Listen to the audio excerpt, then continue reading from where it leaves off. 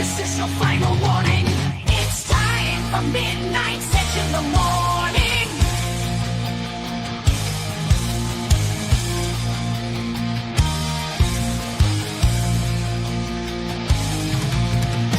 The gang is ready to go, and it's time for the show.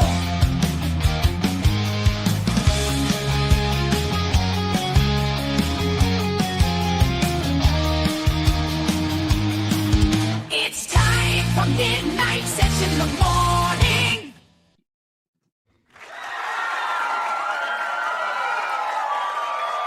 Greetings, everybody, and welcome to the planet. I am Tom Connors. We have with us Mr. Scribbles. How you doing, Scribelight? Good morning, everybody. Welcome to Friday. My empathy goes out to anybody dealing with month-end billing stuff, because that's what I'm dealing with today, but Don't even say that otherwise- word to me right now. I will Sorry. have a mental fucking breakdown. Just thing is, anyway, You think saw I'm the joking? movie. No, I know. I think you're joking. I'm dealing with it right now. It's just I was spreadsheets and gonna say, numbers ask and all Andre, types of he'll be crazy like, stuff. he is not joking. Yes, Anyway, yes. you are here because we're being punished. No, I'm sorry. The Punisher That's right. showed up. That's right. Showed up I'm in gonna. Spider-Man. Yep. And That's actually, I should well, say no. Frank showed up in Spider-Man. Yes. John Bernthal showed up in Spider-Man. Yes. Let's not say the Punisher showed up in Yeah, Spider-Man. no, because we fans of the Punisher, if anyone is being punished right now, it's us. So, yeah. Yeah, I'm not going to get into that all yet because I'm sure we'll get into that much, much deeper later on. Another person we have with us is the googly-eyed Mr. Paul Chato with his T-shirt there. You can get. Why are you caressing your breasts? This is a family Because he's show, got sir. goulash. A few women have bought this T-shirt. I'm waiting for them to send me pictures. Damn right. Send me those pictures. I'm sick of seeing Yeah, your ladies, ass. You need to do what he did right there. Send us the videos, and we'll air it on the show. In fact, If- send them to me, and I'll make sure he gets them. See, ladies, you can get the entire T-shirt. I'm kinda like his Are they honor liaison. bound? Are they honor bound to cut out the eye holes in there and just? You Hey, can do that if you Yeah. want to get creative. Yeah. We're like totally about If you're that, perky, only if you're perky. right? Well, I mean, if they say they could look a little goofy, like your eyes are Well, like, that's true. "Oh." That's We true. can get some goofy, funny ones. Looking at the nose. Exactly. We got Andre with us, of course, as always. How you doing this morning? Yeah, I'm doing good. It's been quite It's got to be Friday because we're nuts. He over it. touched me here, and definitely here. Yeah, I can't stay for a huge amount of time because I'm heading off to watch the Blue Jays lose. So, Oh, okay. Oh, for a second there, I thought you said the a Blues Canadian Brothers. tradition. well, not last year. Ugh. But that being said, First to worst. let's get into this morning. This morning is a day. It's a Friday. You know what's funny is it actually feels like the summer movie season finally started halfway through. I know everybody's gonna say, "Well, what about the Odyssey?" The Odyssey feels like it should have came out at Christmas. Hmm. Odyssey is always a Thanksgiving Christmas guy. Like 90% of his films outside of Batman movies, I seem to remember coming out at Christmas. I could be wrong. Right. Well, they always But- feel like pre-award season kind of stuff. exactly like they're Yeah. right in that sweet area. Yeah. To where this year it just kind of felt like it was like weird because like all the summer movies were just kind of like, we've been here before, done that before. And then all of a sudden now this. And I went to the theater and holy shit. And everybody's been seeing posts online that the next weekend is all sold out for Spider-Man. I don't know if they're just being a joke and playing on the whole thing with No. Odyssey or if true. it's real, but I believe it because like if you saw No. the video I posted in my theater, Hmm. in fact, I think one of the motherfuckers that was in the theater said something on the post. He's like, "Hey, that's this theater, right?" I'm like, "Yeah." He's like, "I think he's kind of insinuating he was there, possibly." Yeah, mine was be- packed. Mine was packed. Yeah, it was yesterday. packed to the brim. There was literally like a handful of seats left over in the shittiest spots in the front, and that was it. Mhm. All 18 showings starting from 3:00 on out here in Oakville were all sold out. I wonder where have we got any numbers yet for the previews? Because I We got do. to We do imagine have this has numbers got to for be the some kind of previews, record. actually. At This is going to point. be huge. Oh yeah, it's and it's going to make everybody go massive. Odyssey. What? yeah. There's okay. no such thing as Spidacy. We gonna have happen on we this one. have Thursday preview numbers. They're at All right. Deadline Hollywood. 50 million. How much? 50 1 million. 5 or 5-0? 5-0. 5-0. 5-0 tops Avengers Endgame. I was gonna say, isn't that the record? Because those in Endgame like 40. No, what was it, I 40? misspoke. It's actually 72 million. Oh, that's right. Yeah. I saw Oh, that. I'll put it in the private chat here. I'll just, Tom's want jaw some just Spidey like, money. "Ugh." but Damn. here, private chat. Put it up in the. I'm yeah. getting there. I was too stunned. Oh, and there's got to be Deadline, you jerk. Well, Deadline always freezes on me. Great, what I you got want? first of all, I got to get my other monitor hooked up because everything is widescreen unless I have that monitor. It's where it can get it to proper. I'll do it. I got it. Chill out. Here we go. 72 gotta get that set up, though. million. Ugh, Beating Wow. Avengers Endgame. I can that's the believe it. record then. That's what I was thinking. It was going to be a record. I didn't imagine it would beat it by quite a bit though. What was Avengers Endgames? Well, I have to read that. Remember, that was the before times. That was 2019, so it doesn't count anymore. It does to me. Let's see here. Well, opening weekend was 357. Let's see. Domestic day, Friday. By the end of Friday, it had made 157 million. Oh, forget it. Just leave it with this. Forget about Endgame. I don't care about it. Yes, screw it. Yeah. Anyway, the point is, it's rocking the world, and it's doing 72 million in Thursday previews alone. Mm-hmm. Yeah. It's going to make a ton of money. Gonna make. You gotta all the remember, money. Endgame got re-released too. Now, Yeah. the big question is how much to shame will it put Doomsday when the time comes? This is the question. Lots. Yeah, can Doomsday Okay, top it's having this? chaos. Because here's like the thing: this movie can actually ignite interest in the MCU prior to Doomsday. Sure. And that was the intention in a lot of the bits and pieces added to the film. But I have been saying this about all superhero movies. When Gunn took over at Warner Brothers, I said at the very beginning, his biggest job was not to bring Superman to the screen. It was to resurrect all superhero movies. Oh, yeah. That was his Yeah, job. rising tides lift Correct. all boats when it comes to the genre. Yeah, but at this point, I'm not so sure, and I think other people have said the same thing, so I'm not trying to take any credit for this.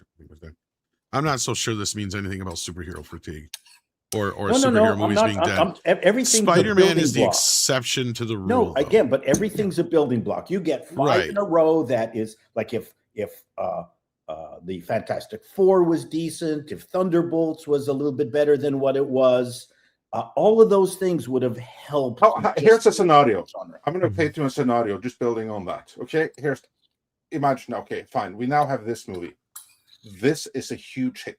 What's the next big superhero movie coming? It's Doomsday. Avengers Doomsday. Now, But- just imagine that they're able to pull that off, and it actually is a satisfying experience on screen. And then what's the next after that? That's the Superman Man of Tomorrow. Now imagine that one is able to fire on all cylinders as well. Then you'd have 3 in a row. Plus, you also have Clayface. Clayface is coming out, but that's yeah. a smaller one. But still, Yeah. then you have like 3 high-profile ones. If those 3 movies are able to satisfy audiences, that's going to buy the whole genre. I'm going to make a bold prediction. I'm That's going to a make a big very if, bold though. Big if. I'm going to make a very bold prediction right now. Clayface is going to do fine just because it's got the horror element to it and the Batman element to it. And all that Cheap business. budget. It's a very cheap budget. Right. A small budget. I think the other 2 movies should still worry because I don't think Spider-Man is a this is a doing good job, so superhero movies are safe. No, this is a complete exception to the rules. Just like Deadpool and Wolverine. Exactly. Like now, if this was the Thunderbolts from a year or 2 ago, and it did even half this opening, we'd be having a completely different conversation, is my prediction. Because I'm not so sure Doomsday and Man of Tomorrow are out of the hot water yet. I mean, I know No. Doomsday is like a situation where I don't think Disney is planning on it being much more than kind of a lost leader of sorts in a way. But Man of Tomorrow is going to be suffering because of Supergirl. And the more they put Supergirl in that, the more it's going Yeah. to suffer. I agree. the more people think that it's going to be a follow-up to Supergirl, the less they're going to come. And that is where I wonder how people are going to react to, what's her name, Yolanda, the Florence Pugh character in this movie. Yeah, Yolanda.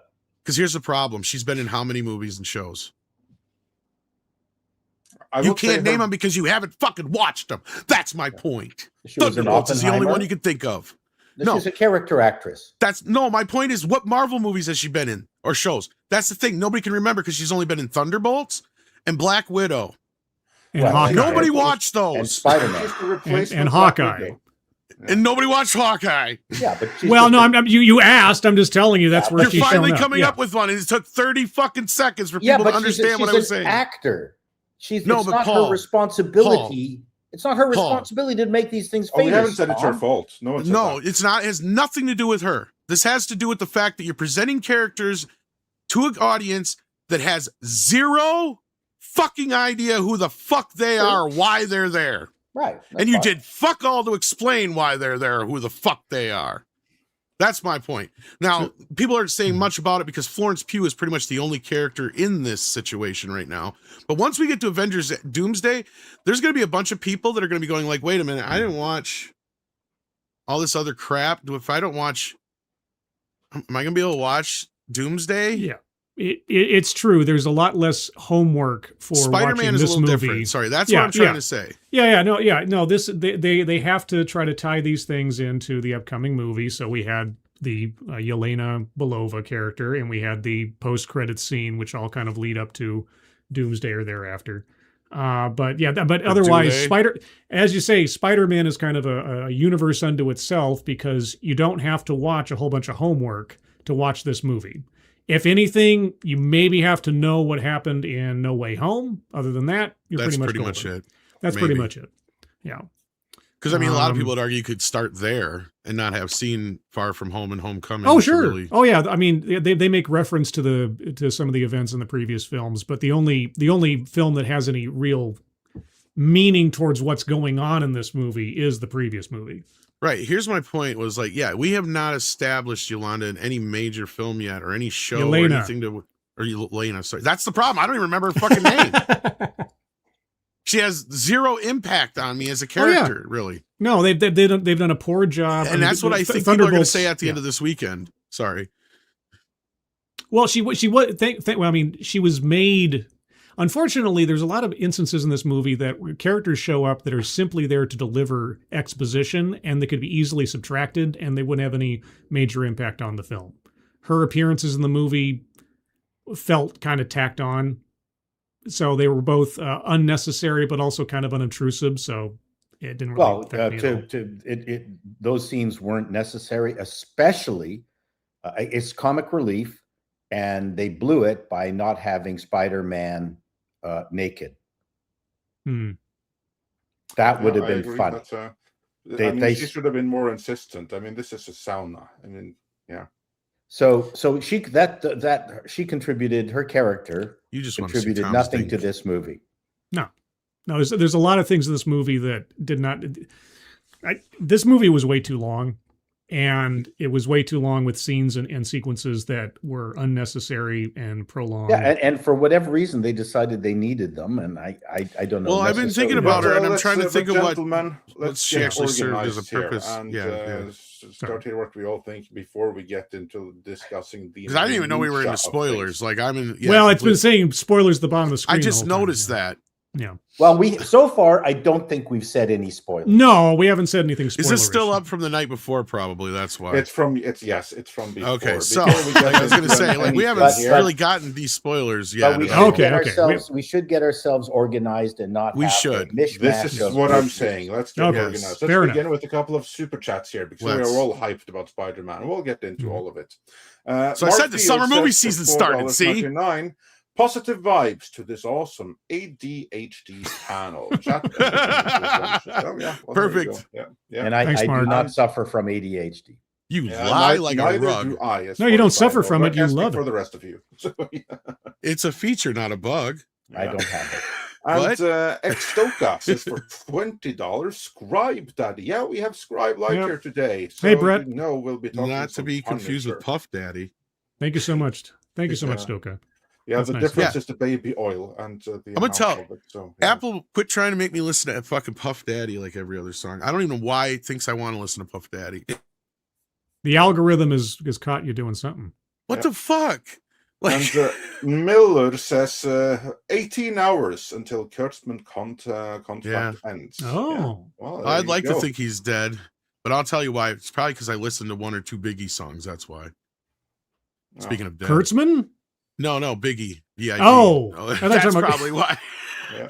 I was Anyway, like, sorry. I was thinking for a minute. I'm like, why the fuck? And anyway, that's probably why. Anyway, And 18 then hours we till also- Kurtzman. I want to believe this, but I won't believe this until he actually is out the fucking door. If this was going to happen, he wouldn't have been at the last Star Trek thing. I don't think. He would have been just not there. On the bright side, nothing was announced. So Nothing was yeah. announced, but I don't think he's out the door yet. That's But my again, point. what we have heard is that they are still working out the terms of his being out the door. So yeah, we'll see. Like I said, We'll see the what upside happens. was they didn't announce anything, so we know Yeah, that indeed. at worst he's just going to be around till the end And of then season 2. Nicholas Horton wants justice for Rebecca's been a member for 61 months, saying, "Hail Midnight's Edge and my fellow European Andre. I know it's not for you, Tom, but Tales of Eternia is okay for some. Plus, your motor rant is still epic." You know what? I will say it. I've been watching Tales for Eternia with my son. This is the animated He-Man stuff for kids with like the Caltech style animation. He loves it. It is the first He-Man thing I'm able to actually enjoy with my son. So you know what? I'm going to say, yes, good. This is Tales of Eternia is what they should have been doing 20 years ago. So better late than never. This is actually something that I can pass on to my son. Cool. And there's nothing else that I have been able to do that with Masters of the Universe because he has no interest. This was actually able to grab his interest, which I'm very happy with. So, yay, thumbs up for Tales of Eternia. It should have come out long before the movie because then there would have been more interest. So even that they couldn't do right. I still don't think it would have fixed the movie, though. I'm not saying it would have fixed the movie, but it would have created more interest in the brand. Well, and I still stand by the reason the movie failed is because a lot of the OG fans just turned their nose up at it after the Kevin Smith thing. Yeah, If you go read our comments, that's pretty clear where the demarcation point was. I absolutely agree with that. But we're not here to talk He-Man today. No. We We had another movie to talk about that most people seem to Indeed, enjoy. I'm going to run through a couple more of these, and then we'll get into the movie. Grimzilla says for $5, only good thing Nolan's Odyssey did was make people go back to Brad Pitt's Troy, a 97 miniseries, making them go viral. Yeah, this is true. Many people have rediscovered those, so there's that. And Jason Webster sent us a couple of super chats on 5th Blue Dragon Series Awards. And the wins theirs were The Legend of Kitchen Soldier 3, The Art of Sarah 2, You and Everything Else 1, The Scarecrow. Wow, a lot of sequels in there. And then he continues. Fifth, and then Go Young had 2 wins, Popular Star Award and Global Icon Award for Can This Love Be Translated? Well, it can if Jason Webster is the one doing it. And then he also says Kim Go Yun and Everything Else won the grand prize, and Shin Hyo Sun from The Art of Sarah won the Best Actress. All right. Wow, you made it sound really good when I do that. Considering I butchered them, but like you did it like it took you 10 minutes to read that. Here's like the thing. Yeah, I probably butchered them too. I just butchered them. That's what I just said. Yeah. Where it's less obvious that I butchered them. No, I'd you say butchered the them with an opposite. accent. That You some class did it to in it. half the time, or twice the Exactly. time. I mean, Exactly. And then Dark King says, leading us into things, Scribe Light, time to punish her. Yeah, indeed. Yes. Hulk You know we're smash. talking some Punisher when Scribe Light is here. Alternatively, Conan. So yeah, I'm very happy to see a fellow Punisher fan here. But before we get into Scribe Light tearing the movie a new one. Now, I do not know what he thinks about the movie. I just know that as a Punisher fan, I have huge reservations, and Scribe Light is a bigger Punisher fan than me, or at least as big. So I can't imagine that he's going to be too generous, let's say. So before we get to him, we already know I like the movie, apart from the Punisher. Tom liked the movie, including the Punisher. Mr. Chato, what did you think about the movie? About Spider-Man Brand New Day? Loved it. And because everyone gets into the minutiae of movies and plot holes and things like that, I found it started getting tiresome. And so I've come up with a new way to grade movies, and that is a joy scale. Did I enjoy it? Like, just forget all the nonsense. And, anyone who reads comics and claims there's no plot holes in comics and there isn't stuff that comes out of people's asses suddenly to save the day, well, you're assholes. So I think for me, especially movies like this, and I started going back to other movies I liked. What was the joy factor? Did I get joy from the movie? So, for instance, our favorite movie, The Odyssey, I got no joy from it. There's no joy. And then there's other movies which are half good, which I got joy out of. And in this particular case, I could list the things that I didn't like, including The Punisher as comic relief, but possibly the most human version of the Punisher we've seen to date. And the scene with him laughing while they're both beaten up to crap was actually was just wonderful. I really enjoyed that moment. So overall, I had a super high joy quotient. I gave it a 9 out of 10 for just joy. Not because it's a good movie, but just out of joy. Because to me, that's how I watch them. And I realized that for me, that's the scale I need. There you go. That's my. You overcomplicated just saying Spider-Man, Spider-Man. Well, for you, maybe. Well, I'm just saying. I mean, really, that's kind of what you just said. So it brought me lots of joy. Tom Holland is absolutely fantastic in this movie.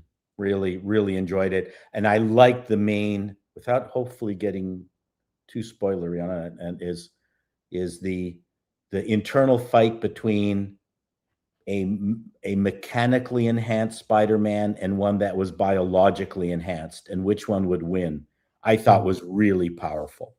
I really, really enjoyed that. And then when it came together and caused him to choose which one to pick, the audience just went nuts. That was a really good moment. And I loved Zendaya's performance. I thought she was extremely good in it. All right, cool. Tom, anything you want to add to that before we leave it to Scribe? Hulk smash. Because I know you enjoyed the movie too. Can you not hear me? Yeah, I heard you. No, we heard you say Hulk smash. Yeah, Yeah. Smash. I said Hulk smash. That was all.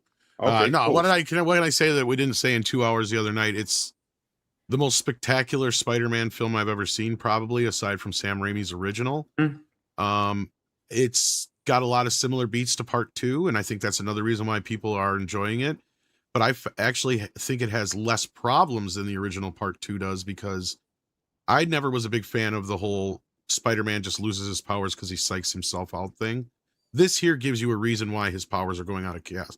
Now, there could be a better reason for it. We got into that a little bit during our review. I'm not going to get into it here because it has nothing to do with this. But overall, I thought the film was amazing. The cast was great. Sans Mark Ruffalo. I don't like him in this movie at all. I don't know what character he's playing, but I've realized his gimmick now. He just comes in, says, give me a costume, give me a hairpiece, and give me glasses, and I'll find the character. I guarantee you that's what he does. And it's like, dude, you've played this character 10 fucking times already. Why do you need to find the character? Because he is not Bruce Banner here. I don't know who the hell he is, but he is just basically Mark Ruffalo showing up on screen. The Hulk scenes are fine. The Punisher I thought was great, actually. But I understand the reservations Andre had, and I'm curious to see what Scribe says about it. Then Zendaya stuff. I'm not going to get into what I was said the other night, but there's hints of things we've seen before, but I think it was handled slightly better here, at least in a way that was more adult, I guess is a way to put it. And it's done more quicker than other times that it's been done before. The villain twist I saw coming from a mile away, but I'm fine with it.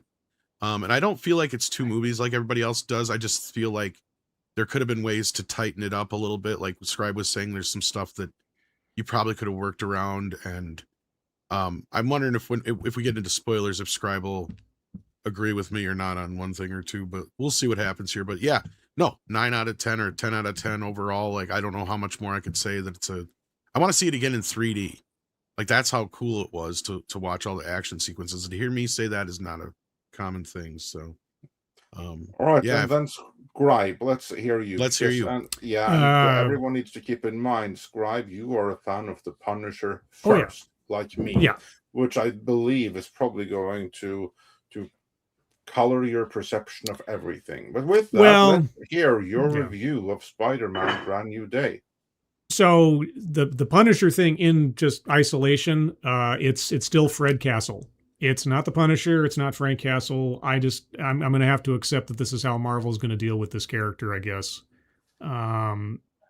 I before I went into it, I allowed for the fact, okay, this is going to be the Spider-Man story version of the Punisher, because when the Punisher shows up in Spider-Man stories in the comic books, it's always a battle of wills over how much violence to use and who has the upper hand and the morality of what to do when you come across a bad guy. So I expected that going in. I knew it wasn't going to be a hard R Punisher coming in, but this was just not even close to anything that I would have hoped for. It was, comic relief Punisher. It didn't work. And I've talked a lot about how the Punisher should act. If he cracks a smile, it should be very dramatic, but he was joking and one-lining it in every instance and acting like a roommate rather than a dark Avenger. So, but that wasn't my biggest problem. And I feel like I'm in a losing position after Paul's joy scale, because if I have to go off of joy, there was a lot of things to enjoy about the film, visually, action-wise, performances. But ultimately, I think this is the weakest Spider-Man movie of the four because of some major plot problems. And I'm not talking about like comic book, I'm talking about obscure lore. I'm talking about internal logic established in the films themselves. Is this revenge for what Andre did to you for the dirty laundry thing? No. I thank Andre for opening my eyes on dirty. He was absolutely right about that. If you ruin this movie for me, so help me God, sir. Well, without getting into spoilers, I left the movie only. I'd give this 3 out of 5. If I had a star scale. It's definitely not one of the worst MCU movies, but in comparison to the other Spider-Man movies, I left less satisfied with as many problems as I had trying to make sense of the plot than I did with any of the other movies. And that is accounting for the fact that, like Paul says, these comic movies, sometimes there's plot holes. That's fine. I was going to say, I hate to use this excuse, but it's a comic book movie. I know, but there were such major unsatisfying leftovers when I left it when I was done with the movie. Okay, now I gotta get into this. What is the problem here? We're gonna have to get into spoilers because I'm curious because I hate to say it. Read the room, dude. Like what? I know. No, I know. I know. I'm gonna be in the and this isn't me saying it's a bad movie. I'm not saying it's not gonna make a zillion billion dollars that it doesn't deserve to. It has a lot going for it.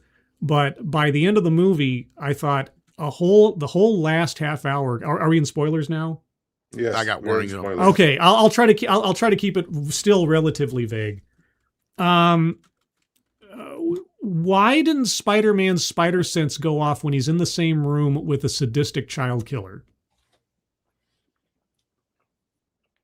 Spider-Man's spider sense went off in No Way Home when Norman Osborn wasn't doing anything. He was just standing there. But Spider-Man knew that guy was a threat and that guy was planning something bad. Spider-Man's in the same room with a character in this movie, I'll still try to keep it vague, who turns out to be the big bad, so to speak, twice, and especially lying to his face, and his spider sense never goes off. I was like, why didn't that happen? It was so conveniently I'm not so left sure that's out. how spider sense works. Yeah, I agree. No,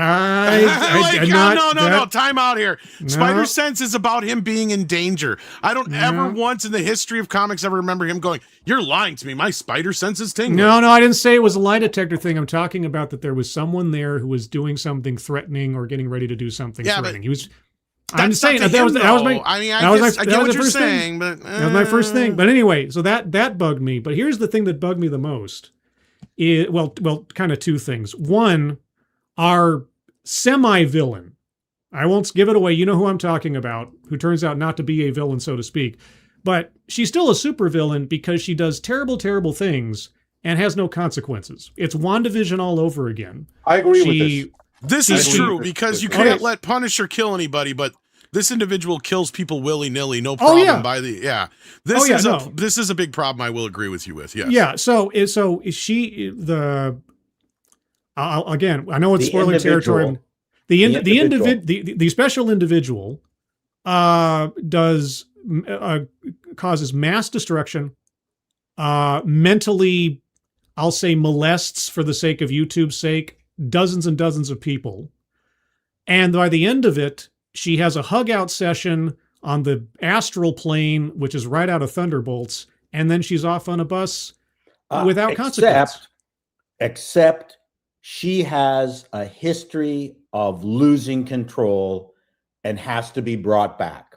That's right. Historically part of the character. When I saw that, I know. When I saw that, I saw it as the young version of her.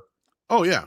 I get it. No, so I did not have a problem with that. All right, here's one thing real quick. I think I'll say, because there's like 4 or 5 moments in this movie, and I think Andre and I hit on a few of them, where if you'd have just had 1 or 2 lines or scenes to kind of fulfill that need, people wouldn't be having these problems. Because I agree with you. All you had to do was have the ending being like somebody, like that's where you have Florence Pugh come back in, and she's taking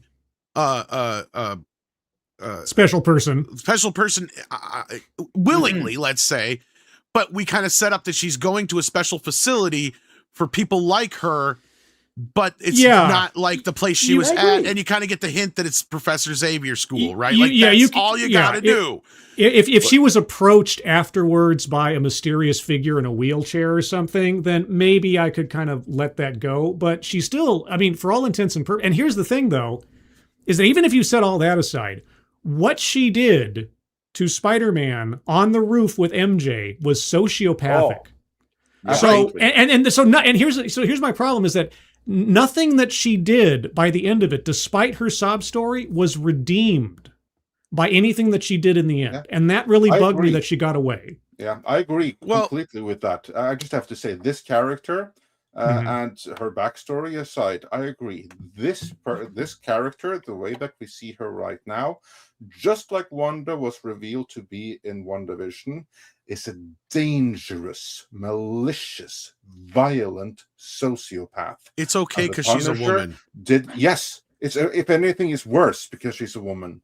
It was the time of Punisher. That's what I'm saying. That's the rules they have set in this universe, though. The only right thing to do was to drop her. She's too dangerous to exist. The Punisher did nothing wrong by trying to drop her. No, I agree with you. I'll go one step further. The damage control did nothing wrong to her sister that wasn't justified, given what she probably had done before as well. So I don't know if I go that far, but I got one other two other things to bring up. First off, that guy in the helicopter never resolved. He's just left up there forever. Well, you know what I'm talking about. But yeah, that's a problem. But anyway, with the film. Yeah, and here's the other thing is that none of the movie needed to happen because we know the power set of our special individual, and she didn't need to do any of that. What was the point of getting the APC to crash into the building? Why didn't she just body hop her way up to the main villain and read his mind? Why was any of this necessary? What was her plan? I get what you're saying. Breaking Scorpion out of the prison, possessing I get what you're him. saying, and I think the thing is she, first of all, I don't know if she knows that he's the person that she needs to talk to. Well, but that's the thing. She could, secondly, just by hopscotching mind, she could find that out. Secondly, I think, and this is where I want to rewatch the film again, I think he pays enough. He knows already, right, from the beginning that she has a 33-foot radius, right? So he knows to stay that far away, keep people away enough to where I'm sure if you pay enough attention. Again, I agree with you. There's a lot of plot holes, and a lot of them have to do with this specific individual. And that's the issue, is that a lot of these scenes, and Andre and I come up with like 2 or 3 of them, where they could have just been summed up by just having a character turn around and say something or do something, within a scene to just kind of say, okay, well, that makes sense now. Yeah, but they make her the sort of the moral resolution for both herself and Spider-Man by the end of it. And if she doesn't work, that's what left me feeling flat about most of the film. is that she remains a unrepentant supervillain on the loose. And I was just like, this is not how this story should have ended. That left me feeling like, to me, I was happy that they were able to hire all of the Alvin Alley Dance Company of New York. You know what? A side thing that I've noticed. You know what I'm talking about. I know what you're talking about. But half the cast of The Bear is in the Marvel universe now because what's his name plays Ben Grimm. The lady, I forget her name in this one. She plays the detective DeWolf. Oh, and by the way, for those of you who are Spider-Man fans, like old school Spider-Man fans, you saw that Detective DeWolf is in the storyline now. DeWolf. Yeah, you know, well, if they go along with the plot line, she's in trouble. She's in some major trouble down the line. She's not in trouble until the Sin Eater arrives. Okay, So, when we get the Sin Eater.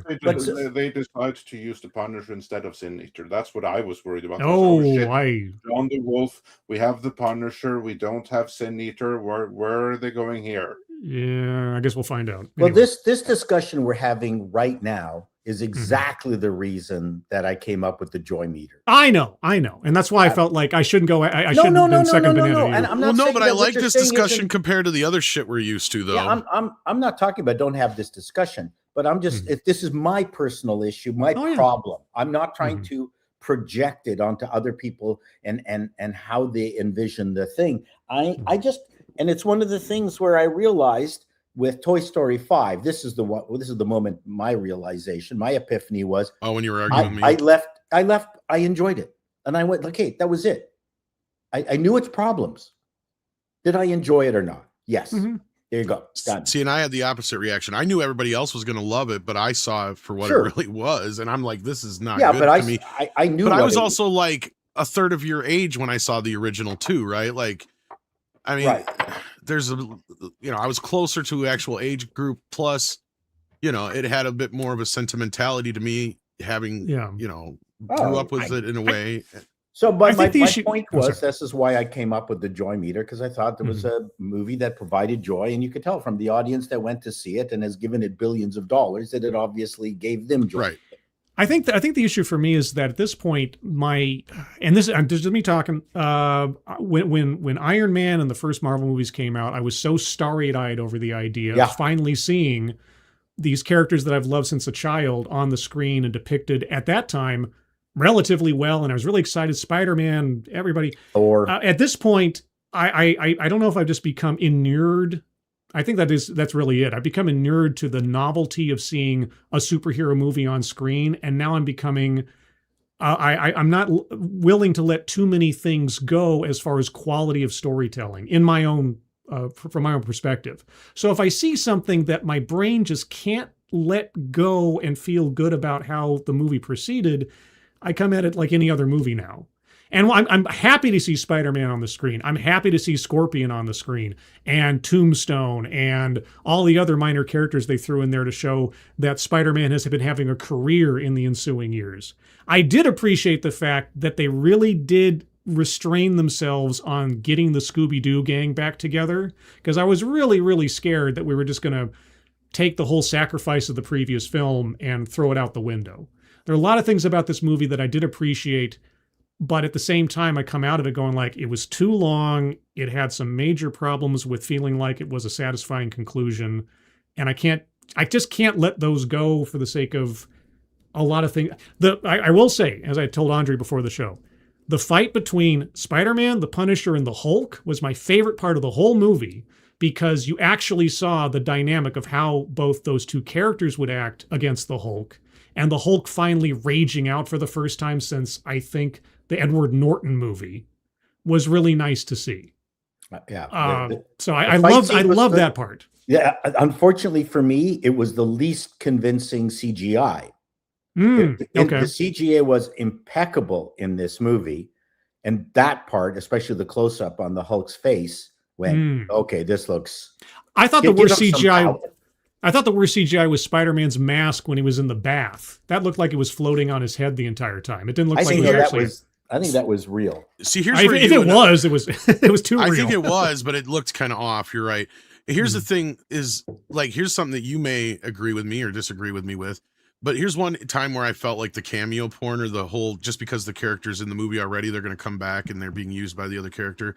The Hulk being utilized by the bad guy to begin with, I found really didn't have much correlation in the film other than just because he was already in the movie once. Yeah, he showed up earlier, and all the other things. To me, and I bring that up because everything that Peter says to her, why she shouldn't have brought the Hulk in, she would have probably thought of that to begin with too. And there's a million other heroes that I would have thought of that she would have been better. Like even Ant-Man would have made more sense. Well, the other thing that didn't make and the other thing that didn't make any sense to me is I always thought about this, like, okay, well, if she's inside the mind of Banner before he turns into the Hulk, she's going to know immediately, if she didn't already know, the danger that the Hulk posed if let. That's what I meant exactly. And here's one other thing. One thing, real quick, is they never really explain why she's unable to invade Spider-Man's mind.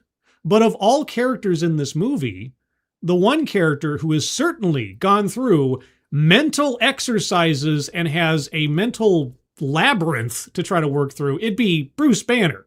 So why is she able to get into his head?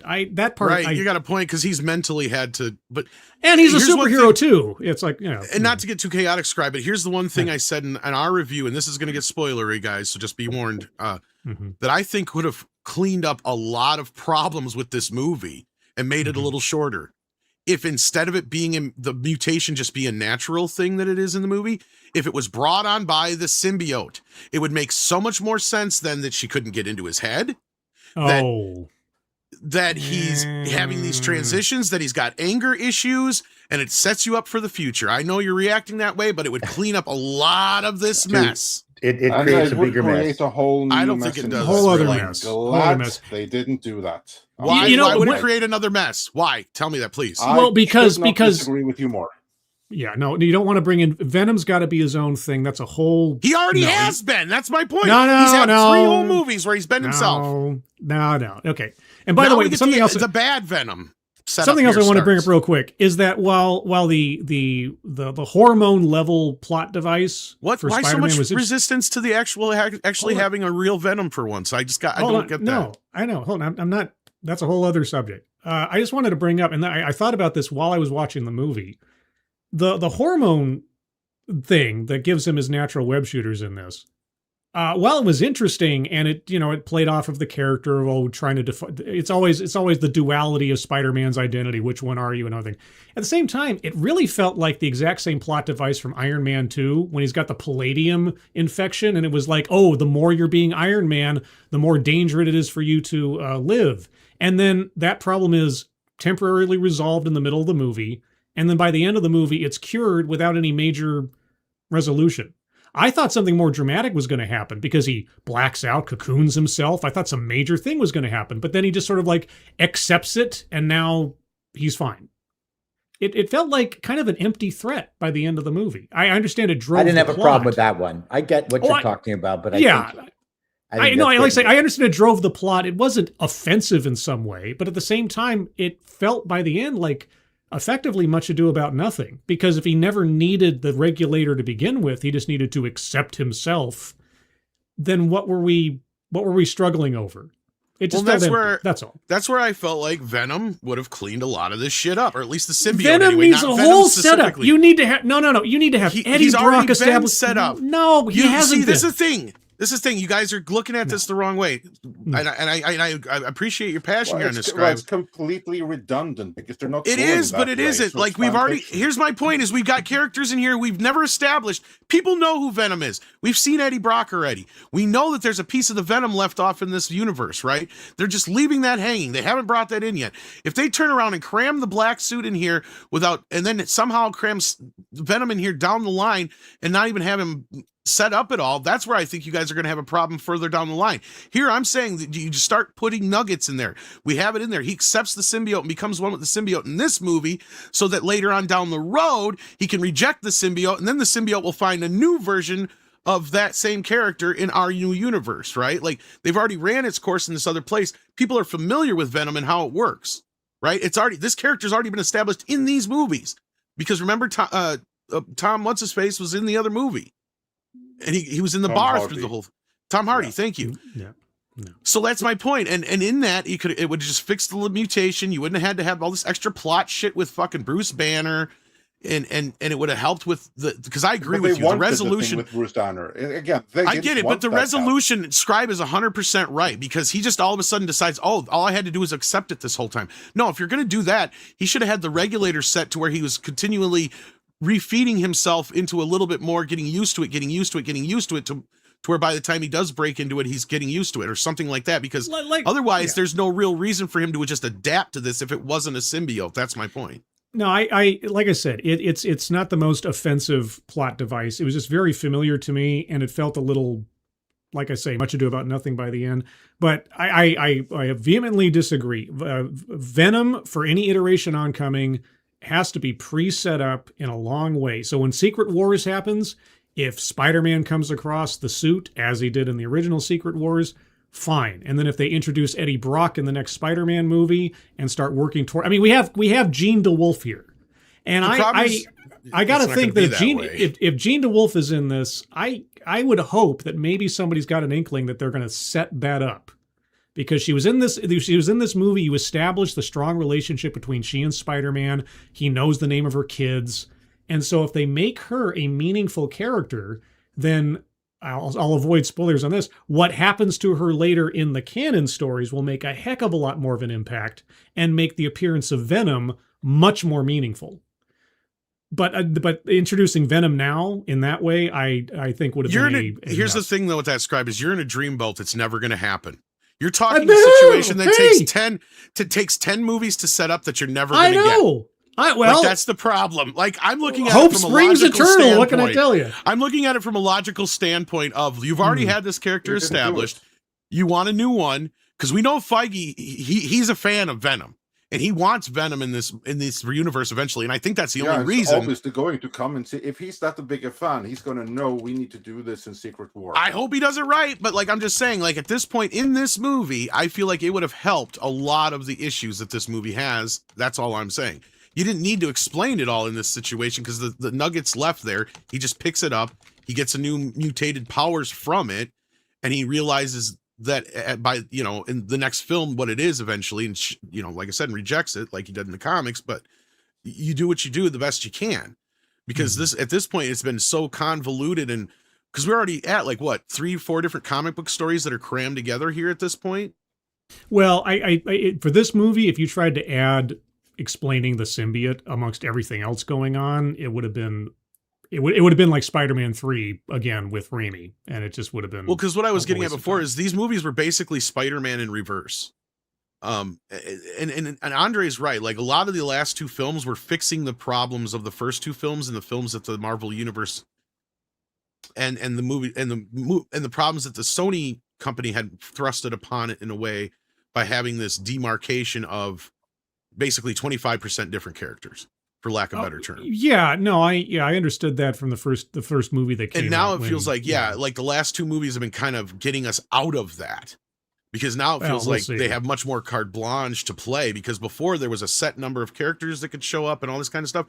Now it feels like the door is almost completely opened, right? Because you got there's like 5 or 6 cameos in this movie, maybe. Here's the only problem. As we've said, this movie is far more a Sony production, and Spider-Man is the universe unto itself, and Feige is still in charge. This movie does not give me, like we've said before, Deadpool and Wolverine, the Spider-Man movies individually, these are unicorns amongst a whole other mess of problems in Marvel Studios.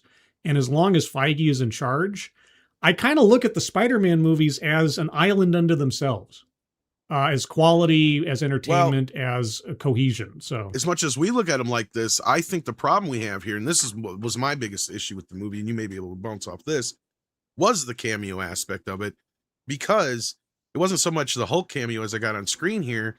It was a lot of the other ones, like I said, the one that, the Florence Pugh one, where nobody in the audience is going to know who they are.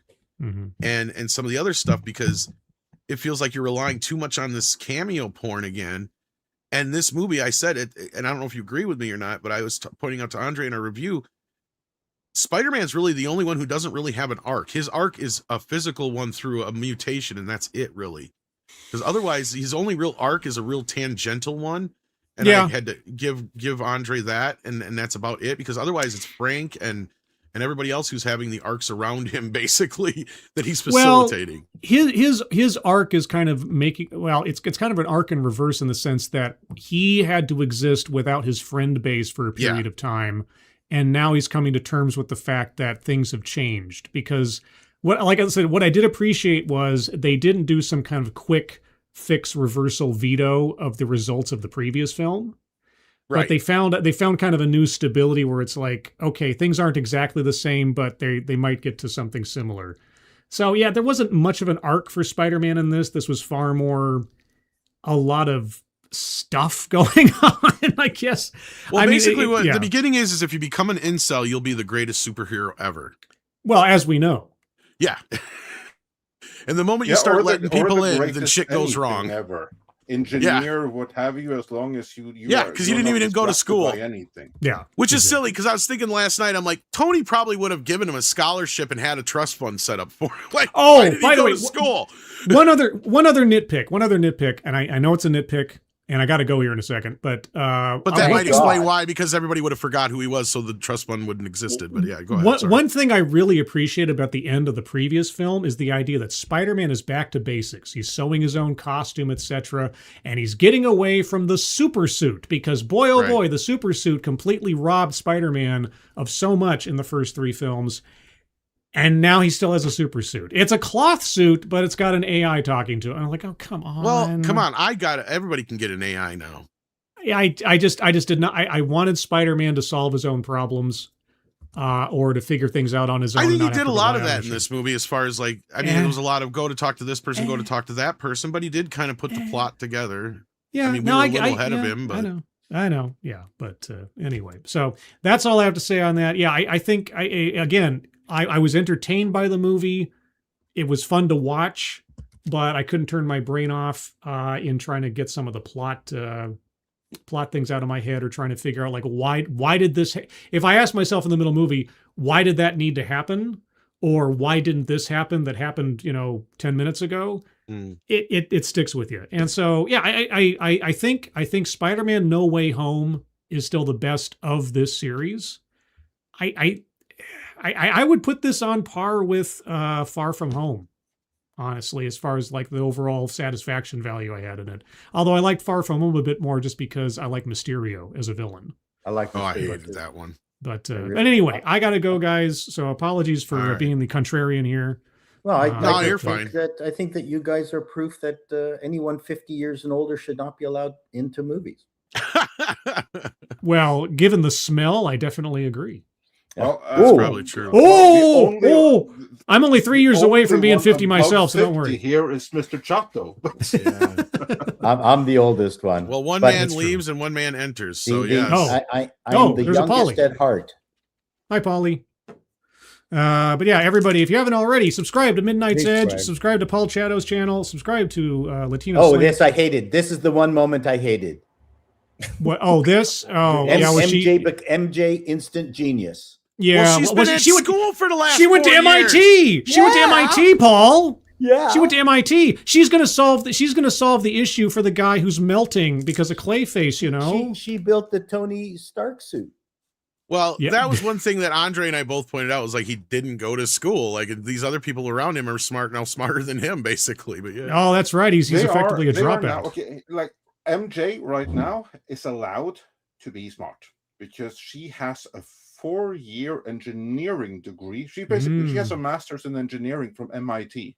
She could be hanging out and having discussions on quantum physics with the people in the Big Bang Theory. Yeah, where's her STEM friends? That party that they had, they all looked like influencers. Well, she said she had the job offer, but it was too corporate, right? Like, so that was just insinuating she had she's some too big corporate. company. You know what? If she should be on OF.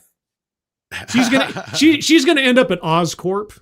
I can't wait for her to end up as Oscorp. Yeah, you're not wrong, probably. Anyway, but guys, have a good rest of your Friday and have a good weekend, later. Everybody, and take care, guys.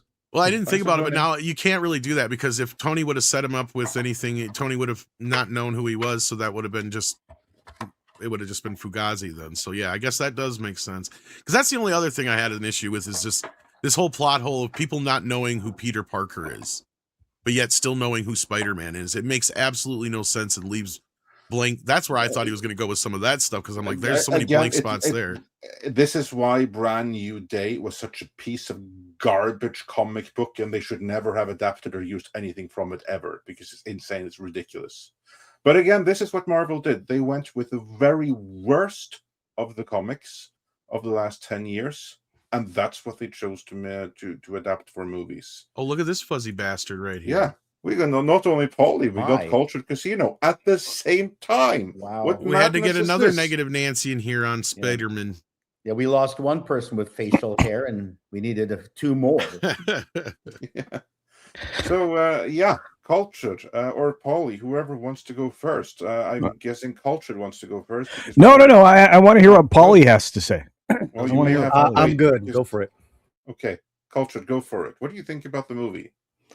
Well, this is Gen X DEI HR department at work. Wow. And yeah, okay. it was absolutely Gen X screaming for more attention and empathy. But honestly, I really thought it was a good film. I enjoyed it. Unlike a lot of what people perceive out of me, I don't hate everything. I actually enjoyed the film. There are a few points I would pick to eliminate. If I had a shot at this film, I could eliminate 25 minutes of it, getting it down to a tight 2 hours.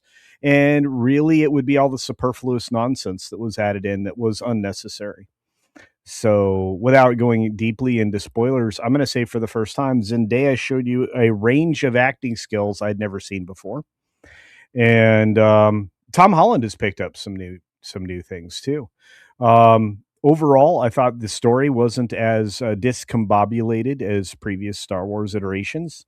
Star Wars? You mean MCU? Well, yeah. I mean, I'm sorry, Spider-Man iterations. But like I said, this is the best of Tom's work as Spider-Man. And I think his best performance. And to be fair, this is actually a Spider-Man movie, a ground street level Spider-Man movie that we were waiting for. Unfortunately, it's 2 films, and many people have said that already. But I have to agree with them, because you really did have the, kind of a mashup of 2 different movies. Can I just mention that you mentioned Spider-Man as if he's Jewish? Spider-Man. It's not. He does it all the time. It's the Spider-Man. He comes in and he swings and he does the thing. It's right, Spider-Man. It's the Spider-Man movie. He's a good kid. He's a good, clean boy. Well, he is, but no, look, I have to say that I enjoyed the appearance of the Punisher, but outside of that, I didn't need a lot of extras. And in the Department of Damage Control was also, kind of sloppily thrown in here as a secondary, issue. And look, for the people trying to avoid spoilers, this is the wrong place to be, because I think we talk freely and openly about the things that happen in most films. But there was a moment that I felt resonated with the audience, because I heard the audience around me. And by the way, my showing almost completely full. I was in an auditorium, an early showing in an auditorium that seats 500, and we were elbow to elbow in there. And the moment I'm talking about is where Zendaya and Tom have the conversation that she just doesn't remember him. It's the Gamora moment, I called it. Yeah. And that's opposed to the moment on top of the building where Zendaya is possessed by Sadie Sink, and is really stealing away the moments, pretending she remembers the time with Tom. So when you juxtapose those 2 moments, I really think that the depth of the acting ability of both actors was there. Their real life chemistry carries over into the film, and the people behind me were just emotionally distraught at when the scene on top of the building happened. And then, a little bit more of a subtle reminder that this is not the same MJ that Peter remembers later in the film. So ultimately, I thought it was well done. There's a lot that could be cut out of the story, but the direction was well done. I have to give props to Destin Daniel Creighton for bringing the action and the direction of the action to like something that I felt was visceral. And I think as a, it shows that he has more depth than the weakness we saw in Shang-Chi. So I think he wasn't given the same kind of script or thought. And this film was rethought many, many times, including, and this is something I wanted to speak to, they avoided doing Man Spider and they avoided the symbiote, which I think were both equally good choices because this was already convoluted enough and they didn't need more. Yeah. That's all what I think.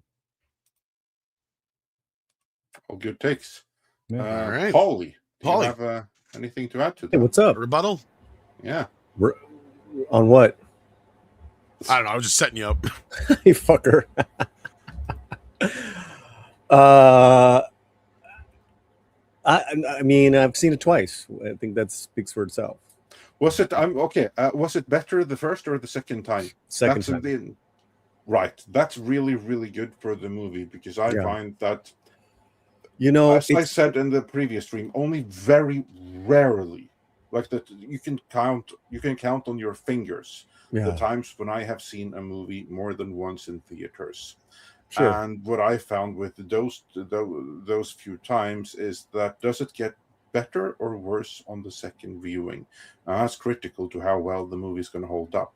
Again, this is also reference to Mr. Chato's enjoyment scale. How much did I enjoy it? Will I enjoy it as much the second time as the first, or was it just the first time? Yeah, I think the thing for me, besides twisting Chato's nipples right now, Is that what you were doing? I was curious. I was gonna. Sorry, man. I'm sorry. Stop it. I'm sorry, Andre. It's just written really. It's just really incredibly well. The dialogue is wonderful. The dialogue was great. The layered. The main characters have a lot more layers, which I think that's what Culture was referring to in regards to Holland and Zendaya. It's because they're written better. And to me, there was no wasted characters. They all had to do with Peter's journey, which I thought was wonderful. He's a shell of a person. You do the worst thing that you can do when dealing with your trauma is isolate yourself. Right? He did it for 4 years, and he's watching these people who he did the spell on move on with their lives. Man, that was great premise, great setup. And I agree, obviously, too. It's one of the best looking comic book movies ever. And I mean, I think that's there's a lot of great lines, man. Even with Sadie Sink talking to Aunt May.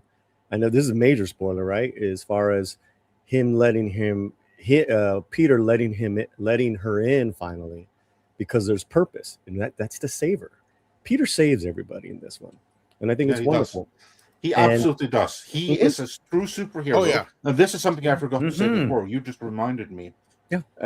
Just like Superman from last year, time was actually taken to show him saving regular people, being your everyday friendly Spider-Man. Yep.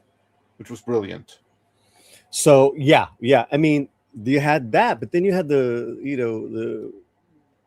this trauma that he's dealing with by isolating. When you do that, you build walls. That's why she wasn't able to go in.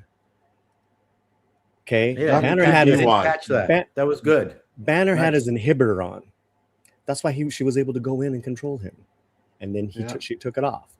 So we can nitpick all that, but I just love this take. Those are great observations right there. It is, yeah. Good one, Paulie. And I got that on the second time around. There's a great line. It's another way of saying with true power comes great responsibility. And Aunt May says that to Sadie Sink, and it was dope.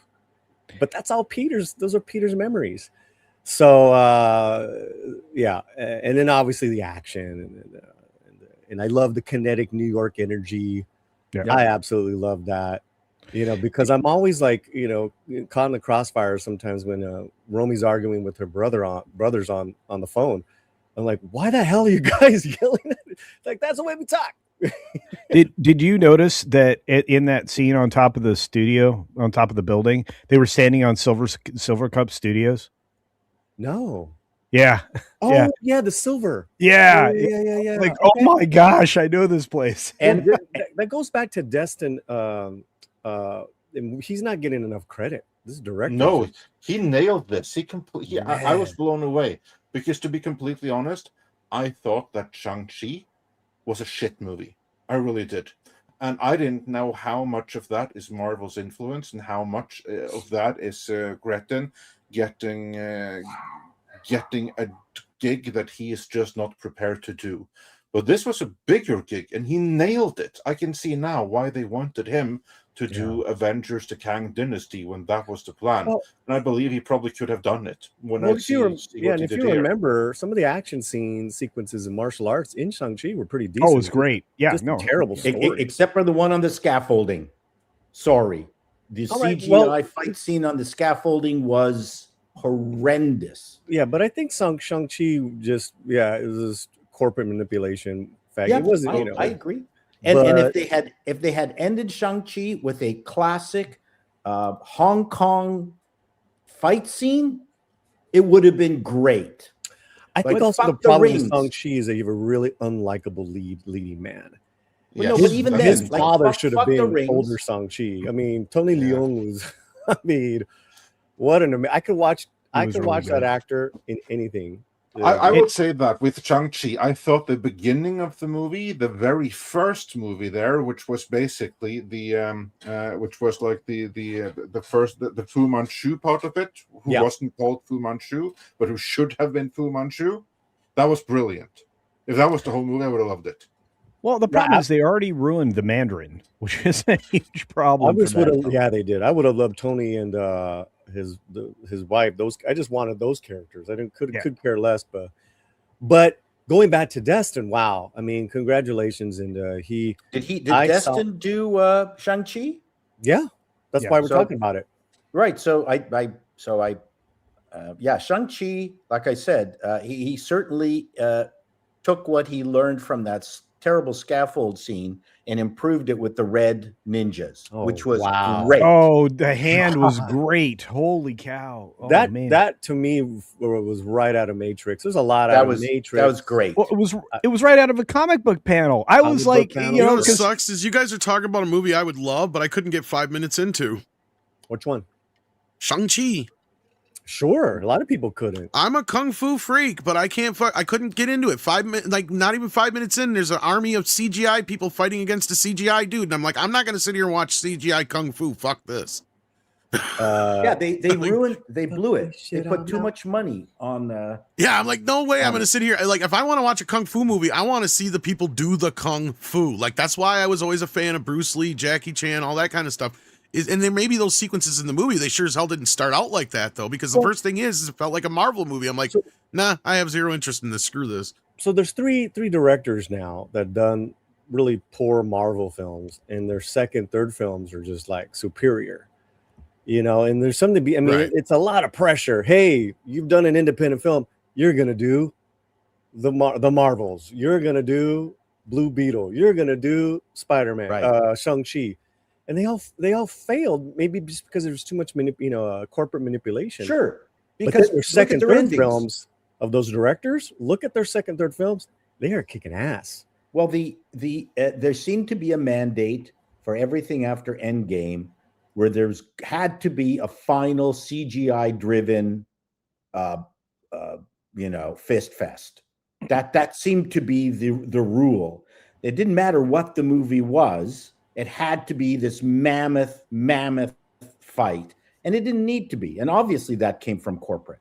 And even the woman who did the Marvels, who got pillared, has gone on to direct some good stuff.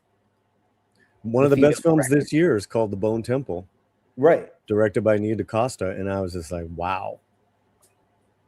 Yeah, man. But Even if back the to writer this, I has- mean, Destin really, he really knocked it out of the park, in my opinion. great Totally. job. And the cat, you know, I think Sadie Sink was a great team. Can we say who she is now? Or we? No, don't. No, it's too.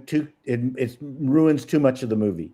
Even if You're it's a right. spoiler. You're absolutely right. She is and that goes back to the way it's written culture. I think it was really cool.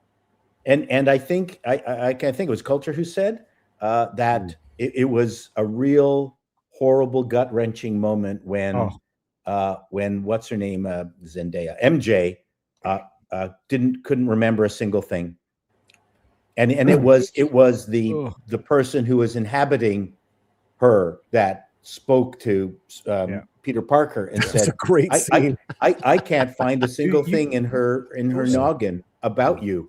That was a terrible moment. Those two moments, when you juxtapose them, it was just like, Great. it's just crushing. And it's Yeah, two and it different also goes to scenes, and show, you're though- like, the audience is making these connections. This is Yeah. unbelievable. But it also And- goes to and show, the- though, as to what Scribe said earlier, that this Sadie Sink character right now is an evil, vile character. Because I Well, and was I'm sure- pure evil manipulation. The problem with it is I'm sure that she's going to be the reason that they start the Mutant Registration Act, right? Like that's one of the main reasons why they probably will start it is possibly. because of her. And like I said, Oh, for that's good what they were reason, missing. then. Yeah, and I said they were just missing that last part of the ending where they basically, you know, give her the choice between maximum security prison or going to Xavier's school because they trust the school or whatever, and they think that she'll be good there or whatever. You know, that's all they had to do to kind of button that up.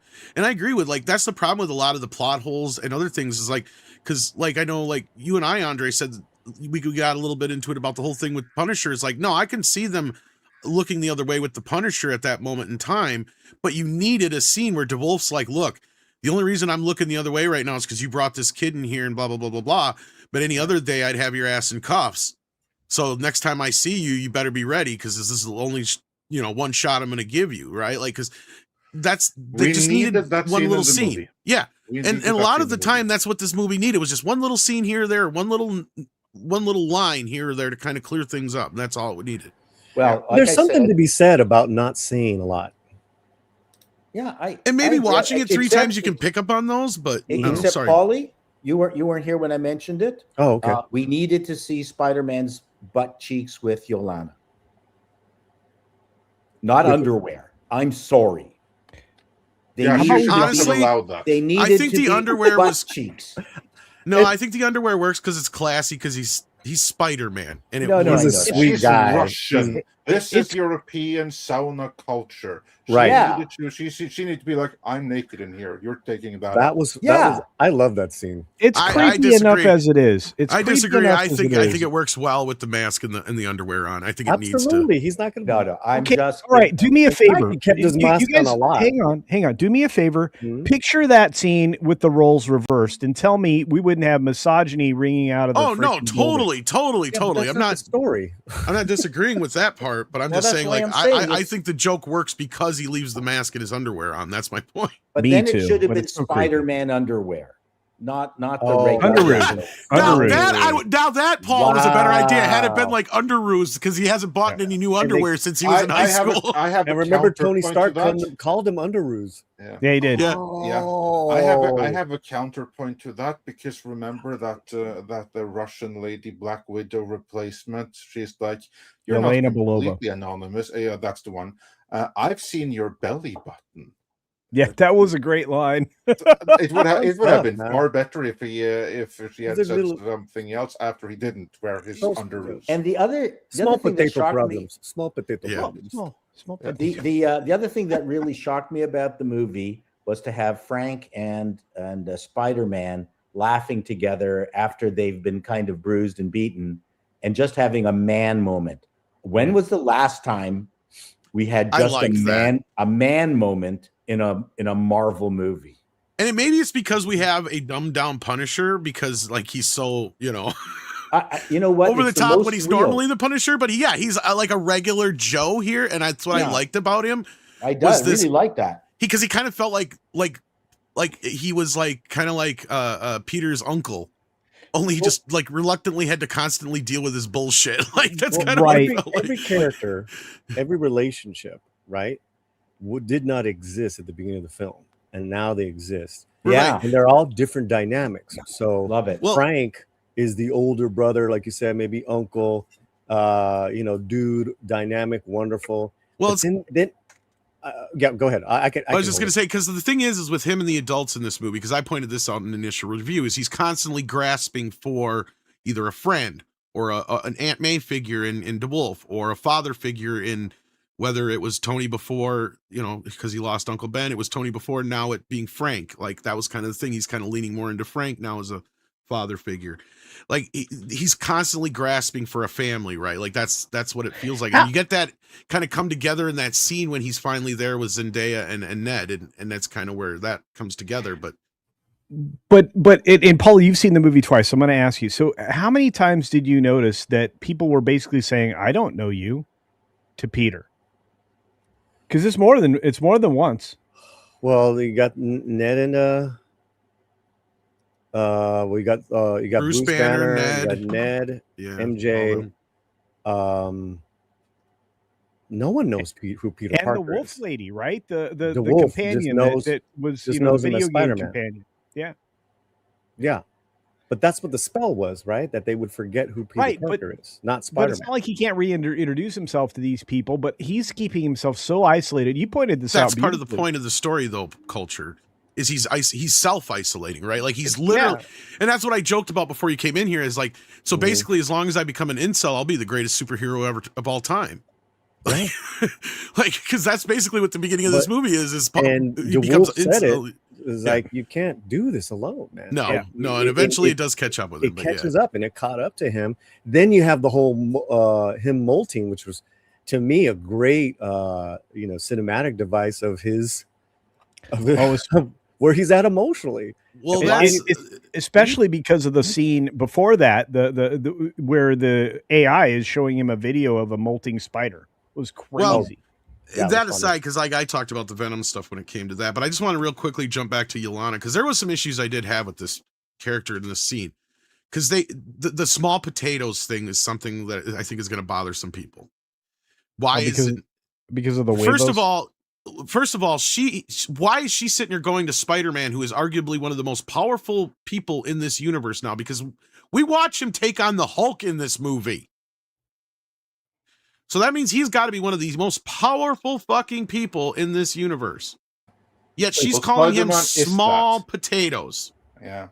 Like, I get the joke is probably going to be leading into the fact that he's probably going to be the big focus come Secret Wars. Don't get me wrong. But the other problem I have with that scene is this scene only exists. The only reason she's fucking here is what I was getting at before. And that's the whole problem of, we need to establish, and we're going to dig our heels in that she is now the head of the Avengers. That was my issue with some of my biggest issue overall with this movie and the cameos, is that they were forced in there by Kevin Feige to say, this is now establishing the Marvel Universe.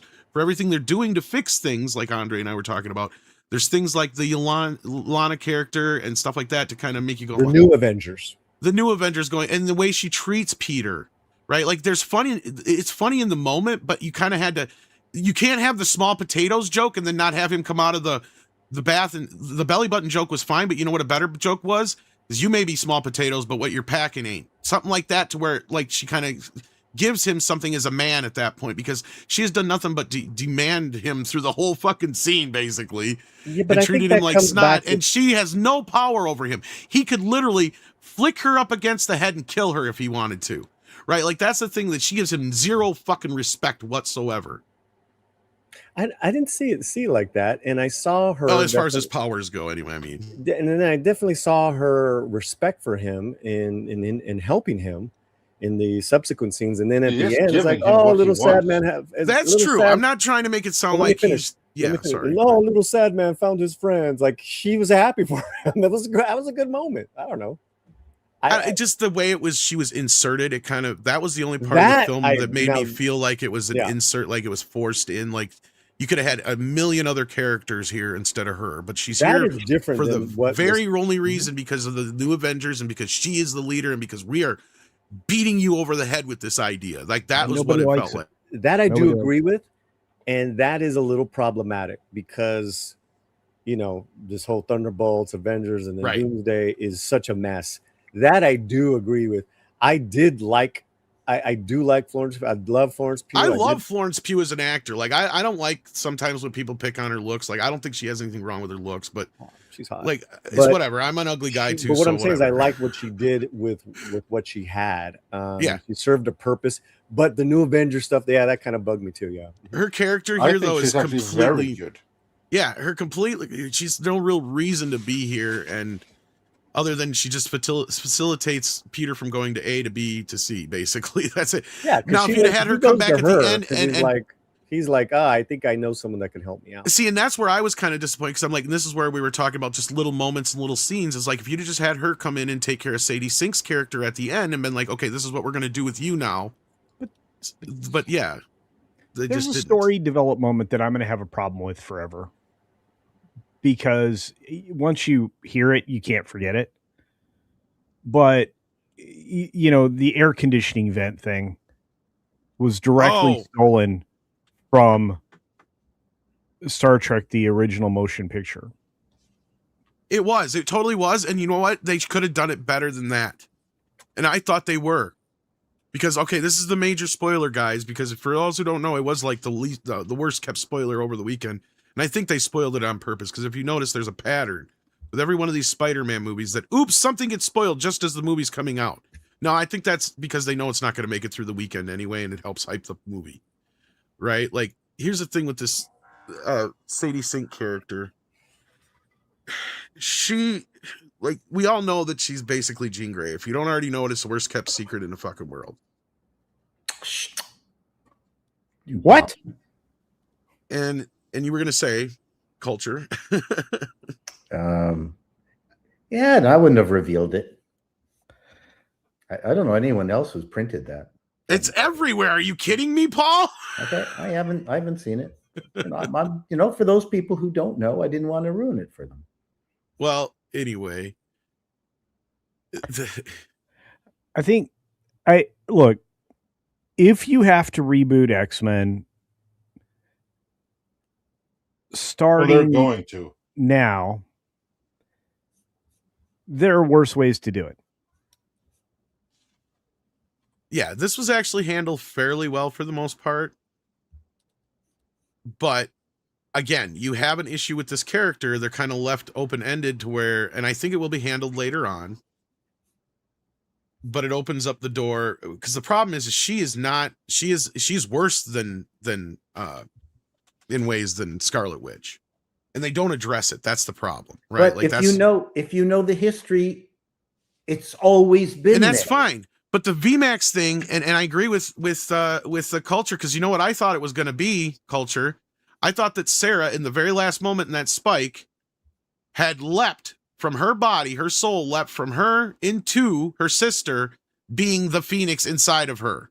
VMAX being Wow. Phoenix. Get it? Yeah. She just Well, heard it in a weird way, not hearing it right. The challenge is that this origin story never existed. This is not canon. It's brand new. No, it's not. And This I had is- no problem with that until No, the I did. Well, VMAX see, thing. see, Yeah. to me, I had a problem with that, but not enough to turn me off. It was a that- little. It Fair. was a little simple plot device, the VMAX, but I didn't mind it. I see where you're coming from.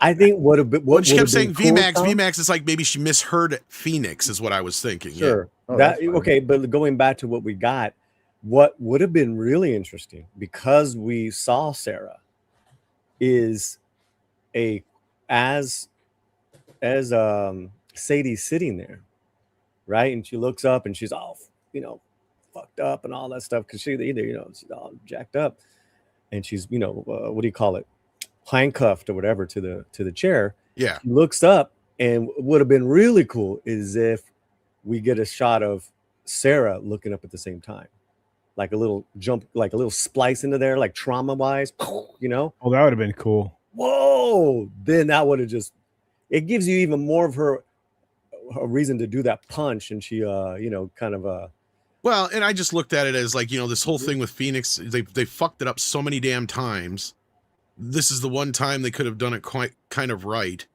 Because again, like I said, it's just left in an area where this character should have been, there has to be consequences for what she did. And I say she's worse than Scarlet Witch. I may be wrong because Scarlet Witch did do a lot of shitty shit. But like, there's scenes in this movie where she literally inhabits somebody and just walks them into traffic. Right? Like, I don't know how. There was one, yeah. There was one at least. So that I don't know how many other people that have died because of what she's done. Right? We don't know that because they don't show it on screen. But that's what I was getting to earlier when I was like, this kind of sad when you can't have the Punisher kill anybody on screen, but your character who ends up getting off pretty much scot-free by the end does, right? And is treated like a hero by that needs to be addressed. And I think it will be later on with the whole Mutant Registration Act and some other things. But they can't do it in another movie all the time. You got to kind of leave these things right. At least it can't be button too them much. Up here. Right, right. Which is why I think I like the way they handled it more, more than not. And it was kind of a little mysterious as to where she was headed to. But we all know. But it was kind of cool. I like we all know. Can I say one thing that was great with the film, especially in context with the gun stuff, is that this is a superhero movie that started with him showing us what he did as a superhero. Yeah. Right. And both the latest gun movies, like they're bereft of that. Like, how stupid can you be? I mean, I was never more disappointed than, we've got the mystery box opening for Superman, where we start with his head pummeling into a block of ice, and he's bloodied and hurt. And you're going, okay, how did Superman get to this point? Oh, we'll show you later. No, fuck that. Like, start with showing us what he does for a living. Well, you're not wrong, but I understand where. See, Gunn handled that, especially if it was a new Superman. See, the thing was, Gunn gave us a hero, but he gave it into us in a way that I can see where people would think the way you do, Paul, and I understand where people's resentment with that film comes from, regardless of how I acted at the time. I was mostly just playing it up. But the point is like this movie reminded me a lot of Man of Steel. Because in Superman, I mean, because in Superman, he's basically, he does have some heroic moments, but he doesn't have as many as I would like. And you're right about that. But what he's doing in Superman is he's inspiring other people to be heroic, right? Like the great example is, Green Arrow, the Green Lanterns. At first, he's not going to show up, but then he does show up to help those people, right? That's fine. That can all be Superman done inspires other people to be more heroic, and I agree with you. Like, they needed to show more of Superman being Superman in the movie. We get that here. Fun. We get a lot of that here, and that's what I love about this movie is we get tons and tons and tons of Spider-Man stuff. Like, how hard is it to do that? I mean, anyway, that's my point. I think the original writers for characters like Superman, Spider-Man, Thor, Iron Man, I think they understood, how to write them. I think they knew their faults, they knew their strengths, and they weren't compelled to nerf them, which is what Gunn did with Superman and Supergirl. Well, that's what Gunn does very well, right? But I don't know about Superman, but yeah, he does the Guardians very well. He does the Subversive very well. The weird ass. I'm not going to argue about that, but one thing I'm not going to argue about is this writing crew for this one. They knew the assignment. They were able to juggle both or two or three assignments they were given. Let's say. But can I just want to point out one last thing. You guys during the course of this discussion highlighted something that doesn't get highlighted often enough. And this is something that I truly appreciate. You guys highlighted the dialogue. Do you know how long it's been since we've had high quality dialogue in a film? Well, not just like that, this kind of a conversation alone, right? Like, I don't remember having a conversation like this since probably Project Hail Mary or Nosferatu, something along those lines. Yeah. Because like you can kind of get into the nerdy gritty of it all. Yes, I turned nerdy and nitty gritty into a word. But that being said, we got some super chats. We do not want to neglect our fans out there, our viewers out there. No, don't be sorry. It's been like I said, it feels like the summer season has started. It's only halfway through the summer though. That's the problem. Yeah. Mario was kind of a beginning, and so was Toy Story, but it just didn't. There was something about them that just didn't feel like it was summer yet. But over on the Rumble side, we got some Rumble rants. Let's start there. A One Punch fan sends in $3 to say #1RR. Tom, you missed my rant on Monday for Andre to sing Save Stargate. Oh shit. Now I missed Strive singing it too. Andre? Save Stargate. There will be no singing, but you keep can, asking. You can still keep try asking. to. You can still do better. You need to do better. And we will. You also have to remind us next time Scribe is on, and we'll have him see if I he wants to apologize, sing sir. it. Yeah, he will want to sing it. Yeah, he'll probably go Save Stargate. He probably has a beautiful singing voice. #2rant says just came out of Spider-Man, 5.5 out of 10. Oh, for me that is a 7.5 to most people. Okay, I enjoy it, but not going to watch it again. Oh, so there you go. I see how you feel that on that one. That's understandable. One Punch Fan then has another one to say I had to knock off a half a point for Mark Ruffalo. That I can understand. The only thing I didn't enjoy about this movie, he was just so grating in the film. He couldn't have become the Hulk fast enough for me. One Punch Fan then has another one who says, rant number 4, some people think 20-30 minutes cut from Nolan C would make it better film. I disagree. It should have at least 2 hours. It should have cut at least 2 hours and 53 minutes. Ho! I agree with that. Yeah, it's about 2 hours and 53 minutes too long. You're about right. And I think we got one more here. Number 5 from One Punch Fan says, I want to thank Amy Pascal for putting Pedro Pascal in this movie. You mean not putting Pedro Pascal in the movie? This is one movie I think he's not in. And then One Punch Fan says, number 6 rant, I won't lie, I enjoy Florence Pugh in Oppenheimer. Well, that's what I think the demarcation came in. That's what I remember a lot of people making some comments that I'm just like, I'm going to stay out of this one. I'm a fan of Florence Pugh, and I think she's fantastic in everything she's ever been in, especially the Marvel movies. I think she's fantastic out of things too. I don't see that there's a problem there. Yeah. So, anyway, that being said, on the YouTube side of things, we got Burnouts, 3S3Z2V, who says with $4.99, I have issues with Spider-Man Brand New Days. Sadie Sink's character is like Wanda in WandaVision and too irredeemable, plus Peter's letter to MJ is Gordon's Dark Knight Returns. Yeah, the first thing we kind of already addressed, and I think we all are kind of in agreement. So there's some issues and things that need to be kind of fixed there, and they probably will be down the road, but they could have buttoned them up in this movie too. I have never seen Wanda in anything but the TV show. I don't know anything about her in the comics. Well, no, Multiverse of Madness, she's basically the bad guy. Yeah. What? Yeah, she's a villain in the movies. You don't need to know anything else. Who cares about the comics? Yeah. In Multiverse of Madness, she's basically the villain. Yeah. Yeah. Well, she's in WandaVision too. And that too. Yeah. And then Corbin Dallas has been a member for 33 months, which is funny as you say that because she's literally been in like every Avenger movie since the second one. I agree. It's just I'm just talking about from the comic book. I've never. Oh, gotcha. Okay, gotcha. I've never encountered her in any. Gotcha. No, it makes sense. My bad. I Cthulhu says, thank you, Scribe, for. Well, sorry, we missed this before we got left. Thank you, Scribe, for highlighting how terrible the plot was. And boo on you, Tom, for trying to excuse it for just a comic book. I know, I still feel bad for having to use that excuse. But I just had so much fun with it. Is that what you said? Well, because Scribe started going, I said, you know what, God forbid, like I said, you know what, I hate using this term, but it's just a comic book movie. Like, you're overthinking it a little bit. But no, there's those moments in the movie too that made me kind of go, wait a minute. But overall, I had such a great experience that I didn't have as many issues with it as I did some of the other Spider-Man movies. So I really enjoyed it. I did too. Scott Hughes is in the house. He says, is the special first person, I think he's referring to Sadie Sink, Fox Movies Identity versions reconciled in any way now that the Fox universe is part of the MCU, or just is okay. What I think is happening here and what I think he's asking is, I think all the stuff that happens in upcoming Doomsday, that's going to destroy that X-Men. And then this version is going to be set up for this version. And this is why I don't think Spider-Man's going to have a whole heck of a lot to do with Doomsday.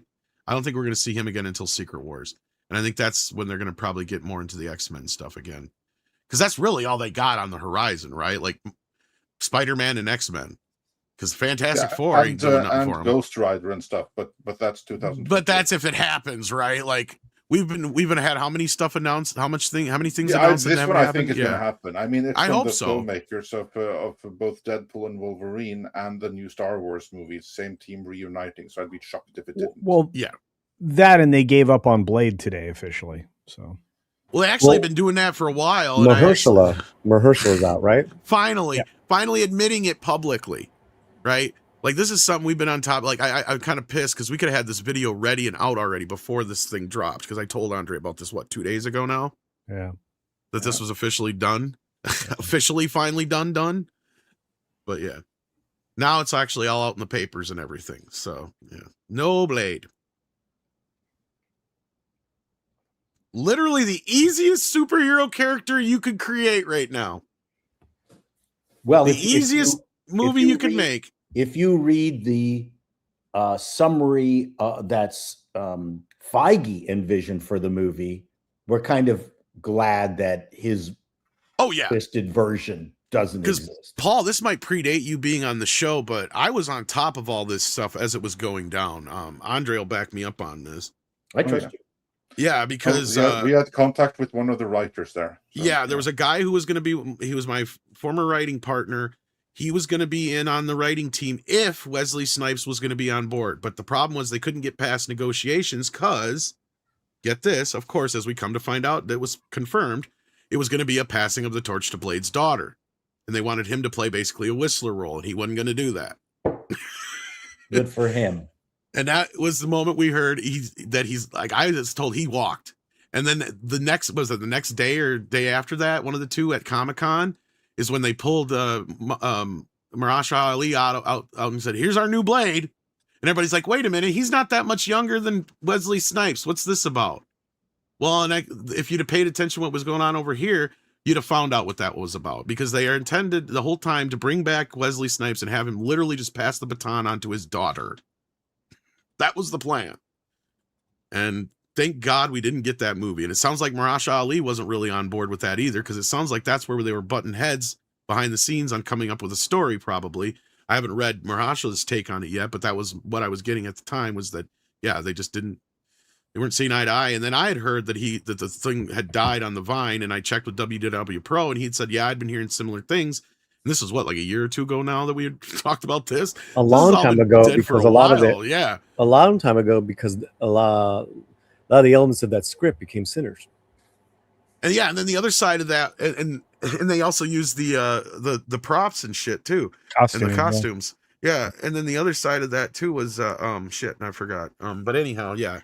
That being said, let's just read the super chat. All Is Dust says, I'm going to come across as a hypocrite now because I do this to Star Trek content, but you guys are really going into too much detail on faults. It was a good Spider-Man film. You know, that's kind of what I meant with the comic book movie comment. Yeah, well, that's what I meant with my joy comment. Yeah, and I think I've said nothing but positive things, along with my criticisms. So not positive enough. Okay, I'm sorry. I mean, everyone knows on this panel you can't get more positive than Paulie. So yeah, all my complaints have been literal nitpicks for the most part. The thing that I avoided was watching a lot of the trailers, hearing about any of the rumors. So when I watched it, I was really kind of getting scared by who this villain was and what they were doing, moving around like that. That was awesome. And I had no idea it was going to be who it was. Yeah. I was surprised. It was fantastic. Okay. Wow. Yeah. Okay. Don't ruin that for people. I will say, because if you go into this like I did, knowing who that character is, you're the one who named. You can't be naming. Well, no, I'm talking about for other people. We got spoilers on the screen. This is on the news. They had it in the I found out because it was literally in the news in the freaking headline. Was Deadline, Hollywood Reporter, and Variety? Yeah. I will say the second time around, knowing it still held up. It's the worst kept secret in Hollywood right now. That was my point from the start. The storytelling and the mystery still held up because man, Sadie did such a good job in that. Overall. Again, yeah, it's great. I was just nitpicking on it. I'm going again tomorrow afternoon. So nice. What screens did you guys see it on? I saw it on a DLX. I saw it on digital. So it was a massive screen, and it was there's 500 people in that auditorium. Wow. Honestly, the DLX I saw it on was probably almost as big as the IMAX. It just wasn't as tall, and actually, it was almost as good of an experience because it was in Dolby Atmos. But I would love to see it in 40X, and I just found out that there's a 40X theater within driving distance of where I live. I mean, it would be a hell of a planned trip, but I'm going to a cushy theater for my next viewing experience. So I'm going to have a nice, wide armed recliner and drink service. I don't know if I'm gonna be able to get into a screening even if I had the money. So that's my problem right now. It sounds like everybody's. Oh man, yeah. Like I wonder if everything like the Odyssey might just fall off a cliff and they'll turn around. What's going to be really funny is if they turn around and start flipping the IMAX screens over to Spider-Man, but I don't think that'll happen. They can't. They extended it. They can't. It's September. Oh, then never mind. Yeah, it's fine. Yeah, but see, I think this is good because it's Spider-Man is really seizing on the digital double, and I saw that on my first time out, and then yesterday I was at Cinemark. I did the XD. Well, and they have never shot any of the Spider-Man movies for IMAX. They've all been scope. Like, there's no real reason to see them in IMAX. Well, except the Odyssey did not benefit from being in IMAX. Did you guys have any questions? Did you guys see the trailers? Paul, no, I'm not. It benefited nothing. Did you guys get there early to see trailers? Really? They didn't have shit for trailers in front of mine. Yeah, same with mine. It was an early screening, so there was no trailers. Yeah, it just went the movie. I sit down and I think there were 3 trailers and they're forgettable because I'd seen them before, so I don't remember. Yeah, what they were. Yeah, I had a few trailers and I can't remember them. No, mine was a preview screening too, so it like literally went from just their commercial bullshit into the movie. Good. I mean, and as far as IMAX, you asked for a reason, I'm assuming, but yeah. As far as I was just wondering if that Sony pickup of the Indian movie made the trailers.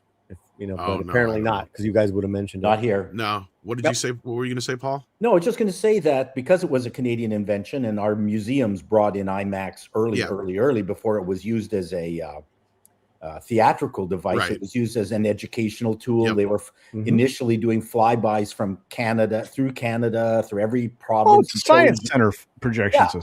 Yeah, I mean, basically, as I explained it, is anything Richard Attenborough would narrate, that's what they would show. Yeah, and the thing is, but these things were mounted on planes and flown under bridges. Yeah, they would get really cool and it shots. Really and stuff, felt like IMAX. From There was space. nothing. There was nothing in the in the Odyssey that felt like it needed to be. Okay, you're in your personal opinion, I can see where you're coming from. Yeah, but otherwise, I'm saying the only reason this movie's making any money is because of IMAX, as far as I can tell. Sure, that I understand as a strategic marketing tool.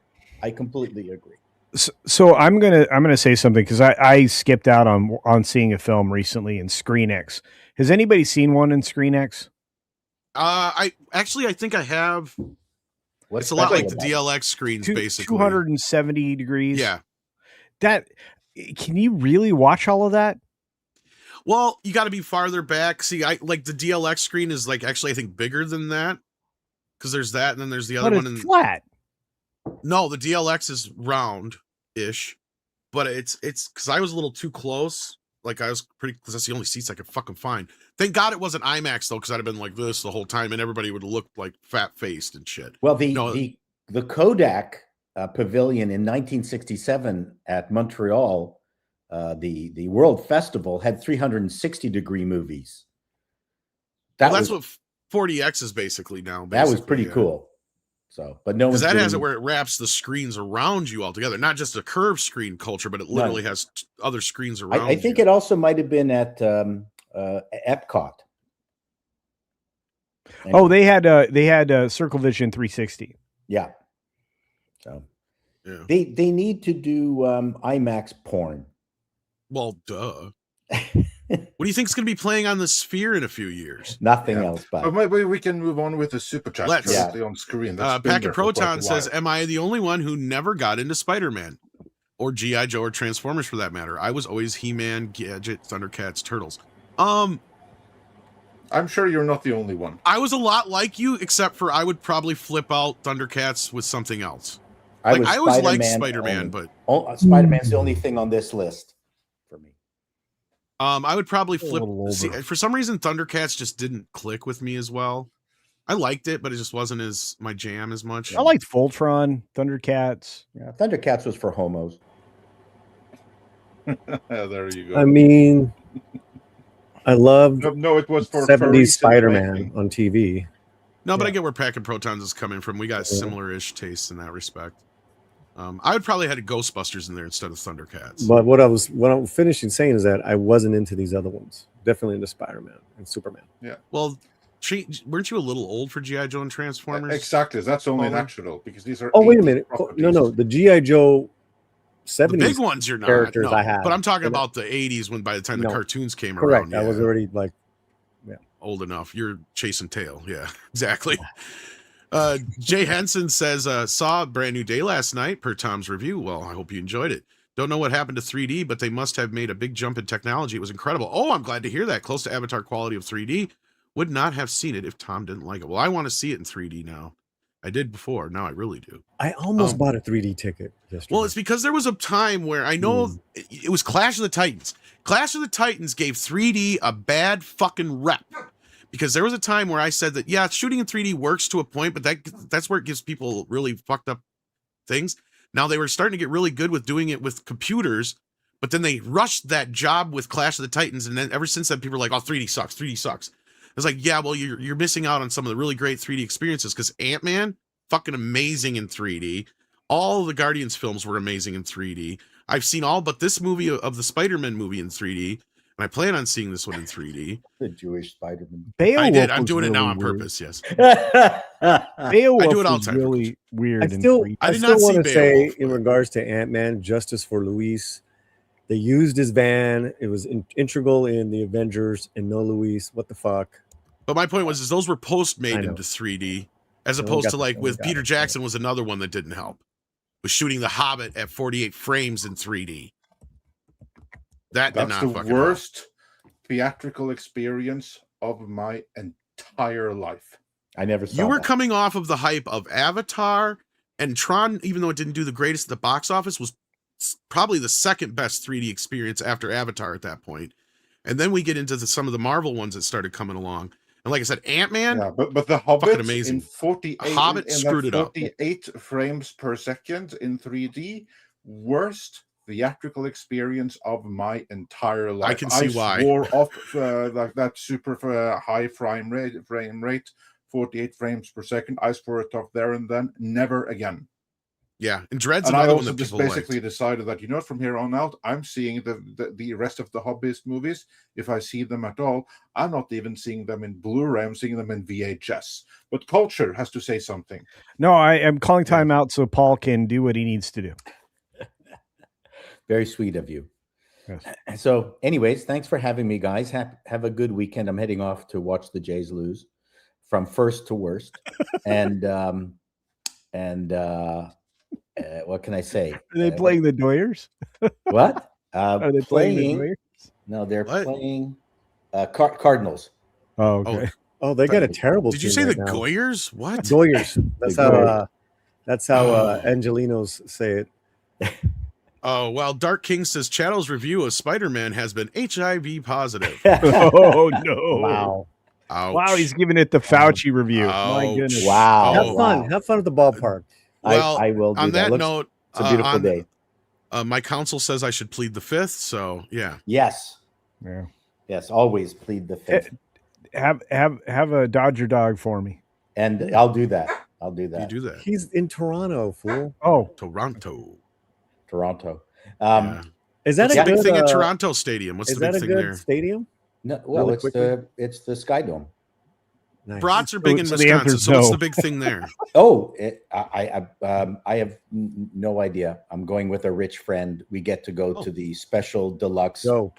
Oh, enjoy it. You're gonna man. enjoy, man. Well, let Yeah. us know what I the did best that part earlier is. this Yeah. year. Earlier this season, they got the suite at Dodger Stadium. That's the only way we would ever be Yeah. able to oh, afford the it. boxes. Yeah. No. This is Exclusive below the suite. boxes. I'm in the 6th row. Have fun. Wow. I will Wow. do that. Anyways, talk to you Report later, back. gents. Have a good Have a one. good weekend. And I have my review up on the YouTuber land. On A the very YouTubes. positive review on Spider-Man. All right. Take Love care. you guys. Bye. Awesome. Bye. Pilgrim Media says the lady feminist cop with kids was annoying. Yeah, that was one of my other second least favorite characters. I call her Commissioner Gordette. I just call her video game companion cop, but it's fine.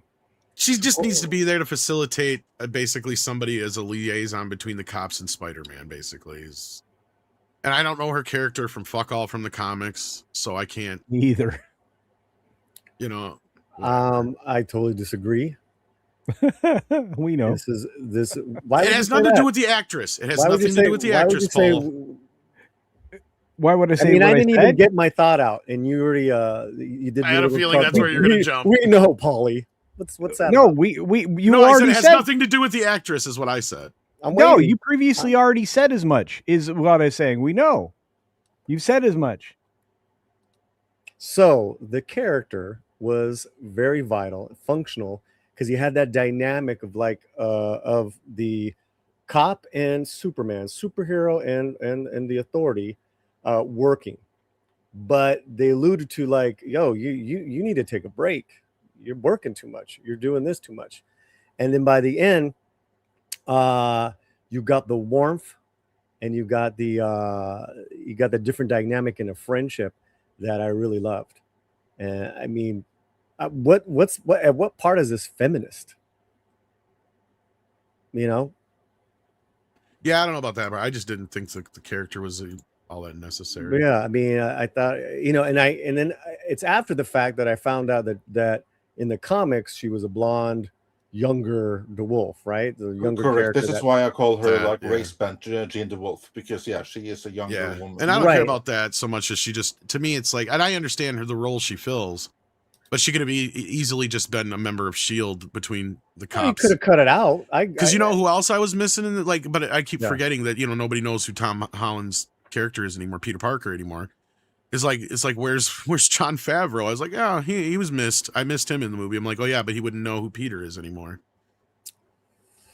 Yeah, like I said in my general review, but every character was not wasted. Culture, and every character had a real clear purpose, and it's full circle. I thought what DeWolf added to this was also that kinetic New York sensibility. She's a ball buster, and she doesn't blow hot air up your ass. I love that. I mean, reminded me a lot of Romy. And moving on with characters, Jim Henson says for $10, Tom has the Helena. And this is fair. Wrong. This is fair. Spider-Man has been a ground level hero for 4 years. That's all she knows him as. She has no idea how powerful he is. Fair point. Yeah. Because in the end, Spider-Man is actually one of the most powerful heroes in the MCU. He is one who can actually go toe-to-toe with the Hulk and live. Most people can't do that. That also speaks broadly to the point that Tom just brought up, which is nobody knows who Spider-Man is. Nobody knows who you are. It's never been more poignant. So they don't know who Peter Parker is. They don't know the power of his superhero, other self. So yeah, I can imagine Yelena, not really understanding. To a point. Like I said, it's just the way that she played with it is like you could have had some fun with that and give him a little bit of a moment there. Because she was so insistent on him taking all of his clothes off. She could at least said, yeah, well, that's not small potatoes at least. Put that in a modern Bond film, you got a new problem. Or it looks like you got a whole bag of small potatoes there or something like that. Just come up with something. Because, there was just a little moment there that it just kind of felt like she was degrading him a little bit. I didn't really see that, but I understand. I didn't see that at all. I thought. I think that was also part of her Russian personality. It may be, but to me, I can see a lot of people that turning them off. And the problem is just because we have zero really to go on with this character if you haven't been following everything. And even if you did, I don't know if you really have an emotional attachment to this character either. Right? Like that's how we can get away with certain things with, the Punisher or Frank, however you want to put him in this movie, because we know the trauma he's been through as a character. We kind of know we've established him through Daredevil. We've known him almost longer than some of these other characters because he's playing this character since when? Andre, help me out here. Before I think I even came into Midnight's Edge now, so it's been more than 10 years, I think. You mean Tom Holland?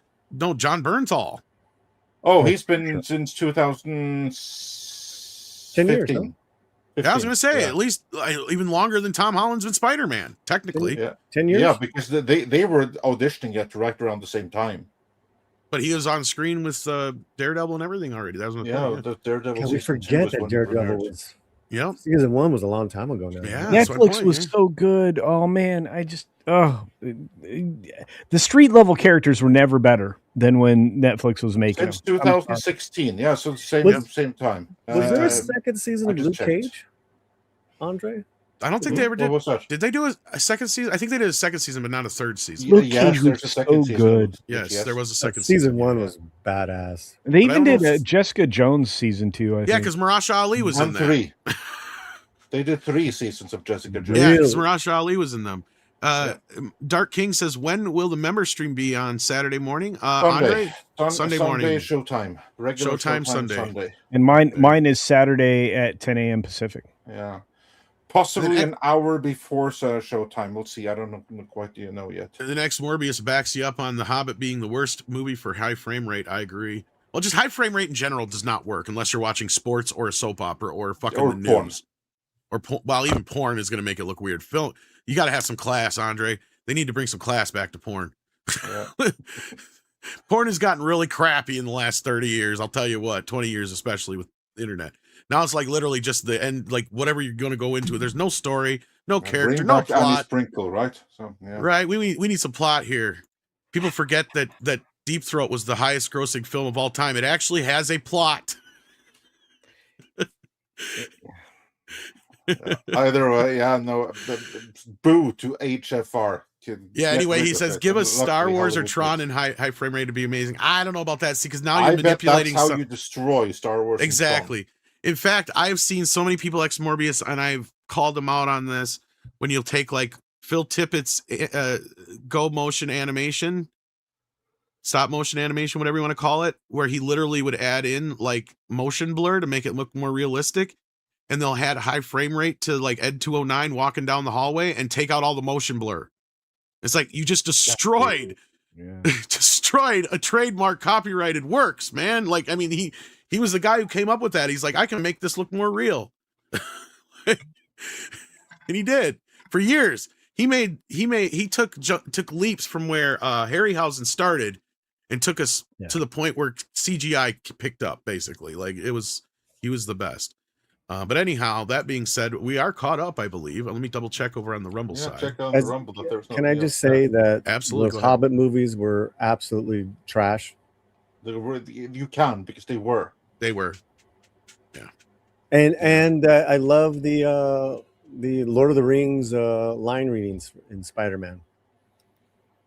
If you're referring to the incident with the dragon, I merely shoved your uncle out of the door. That was great. I love that. Yeah, the thing with Ned was really well done. Yeah. I liked it, and even with the flowers, it was kind of touching because of the way it went down. All that stuff was very, very well done. So yeah. Well, then I mean, we can get out of here. I'm sorry. Yeah, go ahead. No, finish your thought and let's plug your book and I get think out that of was here. some of the earlier criticism, maybe a year or two ago, and you heard that they were going to bring MJ and Ned back. Oh, he should have a different girlfriend, right? Different. It's like these three actors and their characters are so well done, work well off of each other, and that was, and it showed. A lot of people are saying that this is probably, as MJ, Zendaya's, best performance, and these are people who didn't like.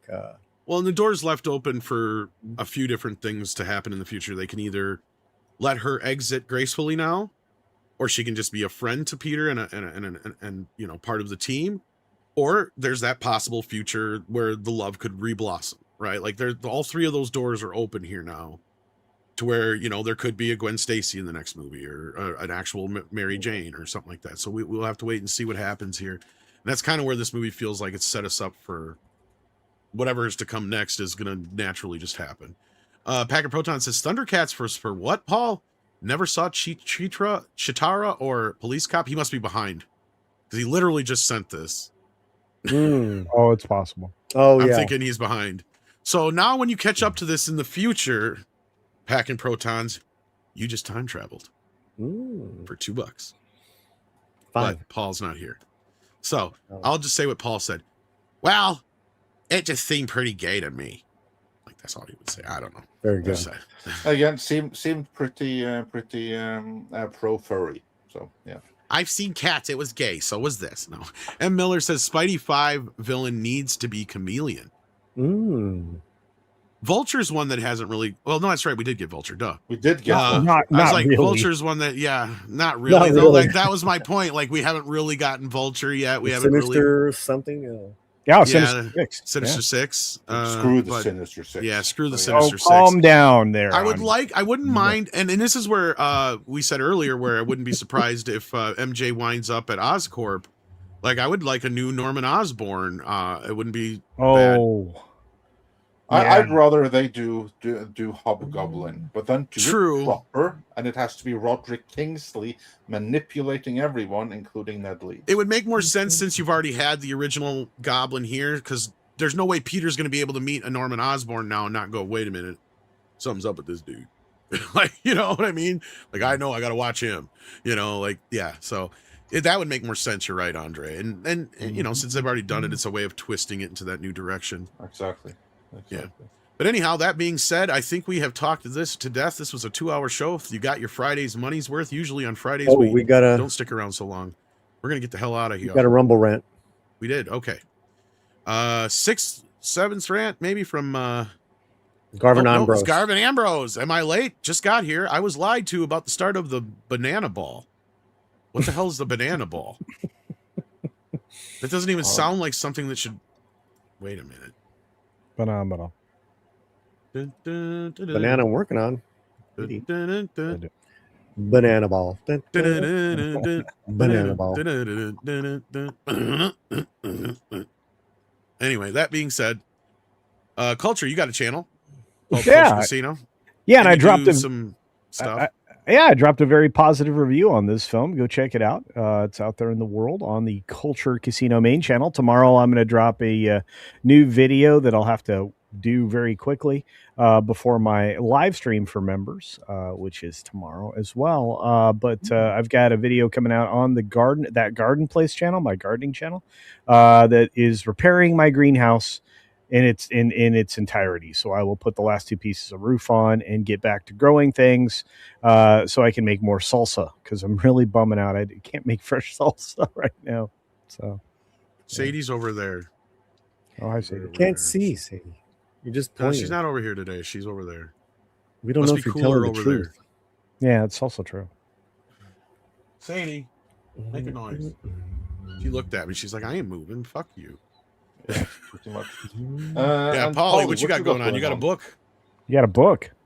Yeah, we have our Kindle ebook, our guide to 20 films, and the volume 1. And I'm really excited because now we're up to 5 glowing reviews. So check it out. It's I'm like, I just You can get it on brain farted. Kindle, it looks like. Yeah, it's only If on you're a Kindle Kindle right member, now. If you're Kindle you Limited, can get it for free. I mean, yeah. Correct. And what's cool about that is we get paid for every page you read, which is wonderful. Ooh. You're right. So we're exclusively on Kindle and Kindle Well, that's Unlimited. awesome. It's called your Latino Film Travel Guide. Yes, it's all in English. And we cover big films to a lot of independent films you probably haven't heard of. But if you're a cinemaphile, then you're really going to get a lot out of these different films we cover. So thanks a lot. Check it out. There you go.